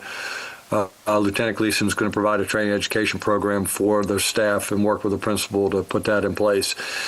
We're going to continue our patrols in and around the school until the end of the school season. We also communicated with Prince George's County Police Department's Department of Homeland Security. They actually track incidents of this nature to look for any trends or patterns. So it's being given as much attention as what we can possibly give it, given the limited information that we have. All right. Are there any questions for the chief? Is there any member of the public, given the severity of this, that would like to ask the chief a question about this incident? Yeah. Sean McGuire, Chief, Ward 2. Can you speculate what happened? I'm asking. What are you talking about? What happened? I have no this incident. What happened? Do you want to just give us a 30-second overview of the incident? I mean, is it a Chief, bomb? the summary of your public announcement. Yes, a couple of children were walking home. They were over in the area near a couple of blocks away from the elementary school. The car pulled up with a older gentleman driving the car, asked the kids if they wanted to ride. He didn't get out of the car. He didn't approach the children. He just put his window down and asked if they wanted to ride. They said no, and they kept moving, and he drove off. That's as brief as I can make it, Mr. Mayor, unless there's something I missed. No, that's completely fine. Thank you for that. Do you want to, I know I don't want to necessarily switch tones that dramatically, but do you want to say a word about Public Safety Day? Yes, sir. Thank you. So Public Safety Day is Friday of next week from 4 to 8 p.m. We invite the entire community to come out and enjoy some time and some fellowship and some sharing with your police officers. We've got a number of other agencies that are going to be there, allied agencies, as well as some private enterprise, just to kind of show off their wares. And I say private enterprise, and they support the town in different ways. So, for instance, the company that does our towing for us, for the police department, is going to bring out some heavy equipment. Children always seem to like the big trucks. The fire department will be on scene as well. So, looking forward to a good evening, and and sharing some time together. And this is Friday, May 30 at, in the evening at 6401 Forest Road on the, Yes, on the sir. field. On the field from 4 to 8. Any other questions from council for the chief? Mayor and Council, I'm to remind you all that it's tradition that the mayor and council volunteer to assist with food distribution on that evening as well. So we will send out emails coordinating times of your duty. So thank you so much in advance. No, thank you for the reminder. Let me hit a couple points really quickly, and then we'll move on to agendas. The June town newsletter will feature 2 requests from the mayor and the mayor's FYI. I want to continue to use this to recruit volunteers for things. It will include a request for the Board of Election Supervisors for that 1 supervisor vacancy, as well as volunteers for the Disability Committee to serve on that. Mayor's Hours, the next one is in 2 days on the 24th during the market at the Tucker Pavilion here at Town Hall, 9:30 to 11 a.m. There is also a market, as I said, on Saturday, May 24th, so please don't forget that. And this will be our last meeting before the Pride flag raising on June 7th. So please follow the announcements for that and join us at the Town Hall flagpole on the 7th of June. Councilmember Wade, I'll make your pickleball announcement for you. The pickleball tournament is Saturday, May 31st. Follow the town newsletter or announcements for other updates. That's all I have. Let's go to requests for agendas or reviews of the June agenda, reminding council that the 12th of June is the town meeting. There is no planned work session for June. In July, we should expect to have a town meeting and a work session. And again in August, no work session, but just a town meeting. There are a lot of Thursdays in there, so you may be interested in having a second work session this summer, but that is not a decision solely my own. Any items for the June 12 town meeting or the July town meeting? Councilmember Briner. The June town meeting is typically when we read the Pride Proclamation. Yes. Thank you for reminding me of that, because I wanted to also ask again, council members who want to contribute text, just let it be known sooner rather than later so that we can square that away so that it can be read and promulgated on the 12th of June. We will also be adopting the budget for fiscal year 26. And we will also be reading the Juneteenth proclamation. Councilmember Wade and then Councilmember Fry. You finished my sentence about the Juneteenth proclamation. Yes. Okay. Councilmember Fry, did you have your hand up? Oh, just wanted to plug the Juneteenth event was on the 14th, and they actually have a registration form on there. Not to charge anybody to come, it's free, but if you want to be a vendor. So that's something that I think different members of our community might enjoy showing up for. So, but I don't remember what time it starts on the 14th. It's on my calendar, but yeah. But that's Saturday, June 14th. Yeah, June 14th. So not on Juneteenth itself. Correct. Okay, other items for the June or July town meetings. I have a few. Well, not specifically for those, but number one, we wanted to do a Cheverly Day deep dive. I think that's going to need to be at the July work session. The idea, I believe was Councilmember Fry's idea, was to have Cheverly Day write a comprehensive budget and then come in and discuss that with the council with an eye towards 2025, but also with an eye towards the parade year in 2026, which is our 95th anniversary. At some point, we need to do a Board of Election Supervisors deep dive. It doesn't have to be this summer because we don't have an election next year, but I also don't want the information to get stale. So I'm open. We could do it in July. We could do it in September. Maybe see how it fits. I wanted to do something. I wanted to have our new District 4 school board member come in, and maybe that's a town meeting where rather than giving her 3 minutes, we gave her 20 minutes to brief us on Robert Gray, Bladensburg Elementary, Spellman, et cetera, and take questions from the audience, since she is newly installed and will be our school board member presumably for the next 3 years. Council Member Fry. Can we get SHA, maybe July? I love that. I always love that idea. Go But ahead. that might be hard, just because I don't know what their schedule is. Summertime, I just feel like you never know. So, I can make a request. yeah, I think ideally July at the work session, and then if not, we can see when they're available.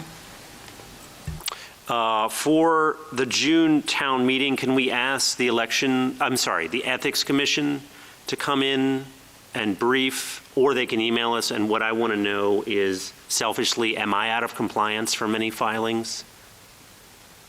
I don't know if they need to come during their session or whether they can just email us. I don't know if I am, but Councilmember Fry. And then maybe at the work session, if they can make it as well, we can discuss about the secondary. Yes, July work session? Okay, so maybe we just skip the town meeting and we just do the July work session. But I just need them to tell us whether we're all in compliance or what we need to do to get in compliance. And that includes senior staff as well as the elected officials. Vice Mayor. Yeah, I feel like they could probably just email us and let us know. That's fine. And then they could issue a statement if there is a need for the public to know as well. Okay. Can we leave that with you, Mr. Galloway? All right. The last item is the Green Infrastructure Committee. I do want to have a deep dive conversation with members of the Green Infrastructure Committee and the council. I don't want to come to that meeting necessarily with anything written, but I do want to have that conversation. Maybe it's the August work session, since we're getting heavy. And what I want to do is have a conversation. Oh, you're right. We don't normally have an August work session, so we can't get it. If we don't have a second work session this summer, then maybe we'll have to do it in September. But at the end of that meeting, I want to have. I want to come out of that with some kind of agreement and principles that we take forward to draft something that moves us forward, let's say by Christmas, to get us into a better place. Councilmember Fry. Will the mediator be present? Because aren't we still in mediation? I mean, I guess I'm open to ideas. I was not inclined to do that, but I don't know. And I guess we can talk about it as the weeks go on, but I wasn't imagining this as a mediation session. Does council have thoughts? All right. So going outside of that process that they initiated, shouldn't we make sure? Yeah, maybe we should make sure. Maybe Mr. Galloway and I should have a conversation with them ahead of time before we map out this hour-long conversation. That's fine. Is that your recommendation? I don't have a recommendation. We were in a process of something, so to just jump out of it seems a little weird. I guess weird's probably not the right word, but. Unorthodox or, yeah. Any other comments from council? Okay, that's all I had on my list. Do council members have other future agenda items? Not agenda item, just want the public to know that we're looking at July again for the third annual Ward 1 Community Day event. More information to come regarding that. Excellent, yes. Please provide that when you have it. All right. If anyone has ideas for the mayor's FYI, the deadline, I try to adhere to the 15th of the month. Let me know what you want me to recruit for, et cetera. Any other comments from council? Otherwise, I think we can move to item 16. Any public comment? On the adjournment? No, I don't. Motion to adjourn. Second. So the motion to adjourn was made by Councilmember Briner and seconded by Councilmember Tanzi. Is there any discussion? All those in favor say aye. Aye. Any opposed? Any abstentions? Passes 5-0. Have a good night.